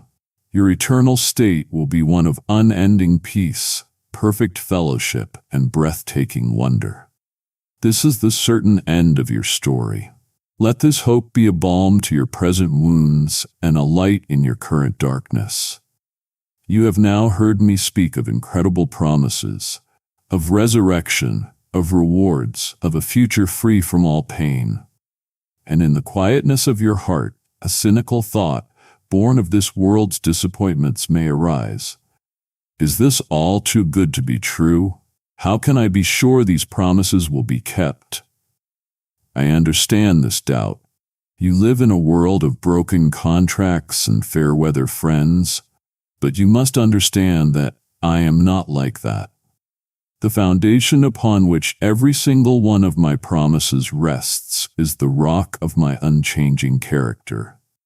My faithfulness is not a recent development or a new aspect of my personality. It is the very essence of who I am, and it has been proven from age to age. I am the same God who made a covenant with Abraham and kept it. I am the same God who parted the Red Sea for Moses and led my people through the wilderness. I am the same God who shut the mouths of lions for Daniel and stood with his friends in the fiery furnace. I am the same God who spoke the worlds into existence and who held my Son on the cross. My track record is perfect. I am the same yesterday, today, and forever. People are fickle. Their moods change. Their priorities shift. Their promises are broken by circumstance or by choice. Their love can grow cold. But I do not change. My covenant with you is everlasting, sealed not with ink that can fade, but with the eternal blood of my own Son. It is an unbreakable contract. And even more than that, it is a family promise. And my faithfulness is not dependent on your perfection. My word says that if you are faithless, I remain faithful, for I cannot disown myself. Think of that. My ability to keep my promises to you is not based on your ability to be perfect. It is based on my inability to be anything other than perfectly faithful. Even when you stumble, my commitment to you holds firm. Look back on your own life. Can you not see the evidence of my faithfulness? Can you not trace the moments where I protected you from a danger you did not see, provided for a need you did not know how to meet, or guided you through a confusion you could not solve on your own? I have been faithful to you in your past, even when you were unaware of it. I am faithful to you in this very moment, as you hear these words. And I will be faithful to you for all of your future into eternity. Therefore, you can build your life on the rock of my dependability. While all other ground is sinking sand, I am your firm foundation. The promises I have made to you in this conversation are not hopeful maybes. They are yes and amen in Christ. You can trust me. My word is my bond. I have never once broken it, and I will not start with you. The world has taught you to chase happiness. It has sold you a counterfeit version of joy, telling you that it is found in getting what you want, in being in control of your own life, in pursuing your own ambitions and your own pleasures. You have tried this, have you not? You have striven to orchestrate your own happiness, believing that if you could just achieve that goal or acquire that thing or secure that relationship, then you would finally be content. And this relentless pursuit has left you exhausted, anxious, and often more empty than when you started. The joy the world offers is a fleeting emotion, entirely dependent on your circumstances being pleasant. I am calling you to something far deeper, far richer, and far more stable. I am calling you to the beautiful paradox of a surrendered life. True, lasting joy is not found in fulfilling your own will, but in joyfully surrendering to mine. The world screams at you, hold on tighter, take control, be the master of your fate. But I whisper to your soul, let go, trust me, surrender. This concept of surrender is frightening to the human heart because it feels like loss. But I promise you, it is in losing your life, your own agenda, your desperate need to be in control, your right to understand everything, for my sake, that you will truly find your life for the very first time. A surrendered life is not a life of loss, but of gaining everything that truly matters. It is the relief of taking your hands off the steering wheel in a storm and giving it to the one who created the seas. It is the peace of letting go of the heavy burden of being your own God. My word says that in my presence is the fullness of joy. At my right hand are pleasures forevermore. This is the secret. Joy is not a destination you arrive at. It is the atmosphere you live in when you live in my presence. This joy, my joy, is a deep-seated gladness that your circumstances cannot touch. It is a strength that can uphold you in the midst of sorrow, because it is not dependent on what is happening around you, but on who is living inside you. My Son told his disciples, "Abide in me and I in you." I have told you this so that my joy may be in you and that your joy may be complete. The key to this complete, unshakable joy is abiding. Staying connected to me as a branch is to a vine, resting in my love, trusting my plan, and drawing your life from me. Stop the frantic striving to make yourself happy. Surrender your plans, your timeline, your fears, and your future to me. Let me carry the weight of your life. And in that place of quiet trust and surrender, I will fill you with a joy that is deeper, richer, and more satisfying than anything the world could ever offer you. My beloved, you have been left on this earth for a profound reason. You have been entrusted with the most important mission in the universe. You are my ambassador. I have given you the ministry of reconciliation. An ambassador does not speak for themselves or represent their own interests. They are an official, authorized representative of their king in a foreign land. You are a citizen of heaven, and this world is a foreign land. You are here to represent me, your king. Your life is meant to be my hands, my feet, and my voice of love and truth to a lost and broken world. Your life is a living letter, known and read by all people. More than any sermon they will ever hear, people are reading the story of your life. They see how you respond to pressure. They see how you treat the person who serves you at a restaurant. They see how you handle disappointment and success. They are reading you to see if what you say you believe is real. I am not asking you to be perfect, but I am asking you to be an authentic reflection of my character, to be quick to forgive, to be generous with what you have, to show compassion to the hurting, to walk in integrity. Do not hide the light I have placed within you under a basket of fear or apathy. Let it shine before others, so that when they see your good works, they will not glorify you, but they will glorify me, your Father in heaven. You carry the greatest news the world has ever heard, the good news of salvation, that through my Son, anyone can be reconciled to me. This is the message you've been entrusted with. You share it, not just with your words, but with your very life. You are my partner in my great redemptive work. When you offer a word of encouragement to someone who is down, you are being my ambassador. When you share what you have with someone in need, you are being my ambassador. When you forgive someone who has wronged you, you are powerfully representing my kingdom. When you explain the hope that is within you to a searching heart, you are fulfilling your highest calling. This is not a burden. It is the greatest privilege. I could have written my message in the stars, but I chose to write it in the hearts of my people. I chose you. So embrace your role. Walk with the dignity and love of a representative of the King of Kings. Your life has a magnificent purpose, to show the world what I am like. You see the beginning and the end, my ambassador. You understand your mission. It would wound me deeply if you left without fully immersing your soul in the very grace that makes all this possible. Do not leave this holy ground yet. Allow me to speak these final, most intimate words over you.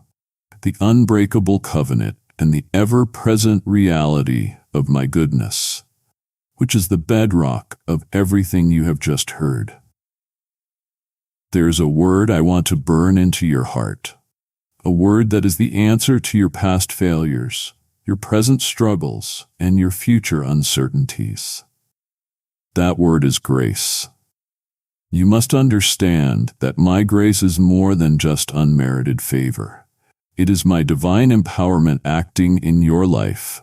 It is my goodness coming to you when you deserve the opposite. It is my power showing up in your weakness. It is the very foundation of our entire relationship. You did not earn my love by your own merit, and you do not keep it by your own performance. You were saved by grace. You are sustained by grace every moment of every day, and you will be brought home to glory by grace. My grace is a boundless, bottomless ocean, and you can never ever exhaust its depths. My word declares that where sin increased, my grace abounded all the more. Think of your greatest failure, your deepest shame. My grace is greater still. It is not a limited resource that you can use up. Every time you stumble and turn back to me, you will find that the ocean of my grace is still there, ready to wash you clean, restore your soul, and empower you to get back up and walk again. This is why my Apostle Paul, when he pleaded with me to remove a thorn in his flesh, a source of great struggle, heard these words from me. My grace is sufficient for you, for my power is made perfect in weakness. My grace was enough for him, and my grace is sufficient for you right now in whatever you are facing. It is enough for your financial lack. It is enough for your broken heart. It is enough for your physical pain. It is enough for your exhaustion. It is a present tense reality. Because of this, you can live in a state of profound freedom. You are no longer under the crushing burden of the law, trying to earn my love through a perfect checklist of behaviors. You live under grace. This does not mean you are free to sin. It means you are finally free from sin. You are free from its power and its condemnation. You are free to serve me, not out of fear of punishment, but out of a joyful, loving response to the incredible grace you have received. So stop trying so hard to be worthy of my love. You already are, because I have declared you so. Stop punishing yourself for past mistakes that I have already forgiven and forgotten. Stop living in fear of future failure, knowing that my grace will be there to meet you. Live freely, my child. Live boldly. Live joyfully, not under the heavy burden of trying to earn my love, but in the glorious liberty of having already and always received it through my inexhaustible grace. My beloved, this is one of the most difficult yet most powerful truths you will ever embrace. I am sovereign over every detail of your life. Nothing comes to you that has not first passed through my loving hands. This includes not just the good and pleasant things, but also the painful, confusing, and difficult things. And here's the promise that holds you steady in the midst of it all. I am working all things together for your good. This promise is not for everyone. It is for those who love me and are called according to my purpose, and that, my child, is you. I am not promising that all things in and of themselves are good. Sickness is not good. Betrayal is not good. Loss is not good. But I am a master weaver. I can take even the darkest, ugliest threads of sin and suffering, and I can weave them into the beautiful tapestry of your life in a way that ultimately serves a glorious and good purpose. What the enemy intends for evil, I am able to turn around for your ultimate good and for my glory. Look at the story of Joseph. His brothers sold him into slavery. That was evil. He was falsely accused and thrown into prison. That was injustice. But I was at work through it all, positioning him and preparing him to save an entire nation, including the very family that betrayed him. He was able to look his brothers in the eye and say, "You intended to harm me, but God intended it for good." I am still that same God. That painful breakup, that unexpected job loss, that frightening diagnosis. Do not despair in the midst of these trials. Do not believe the lie that I have abandoned you or that your story has gone off course. I am using these very things to produce in you steadfastness, perseverance, and a character that looks more and more like my son. Your story is safe in my hands. You may only see one confusing page at a time, but I see the whole book, and I can tell you with absolute certainty that I will bring it to a glorious conclusion. You do not need to understand the why behind everything you endure. You simply need to trust the who.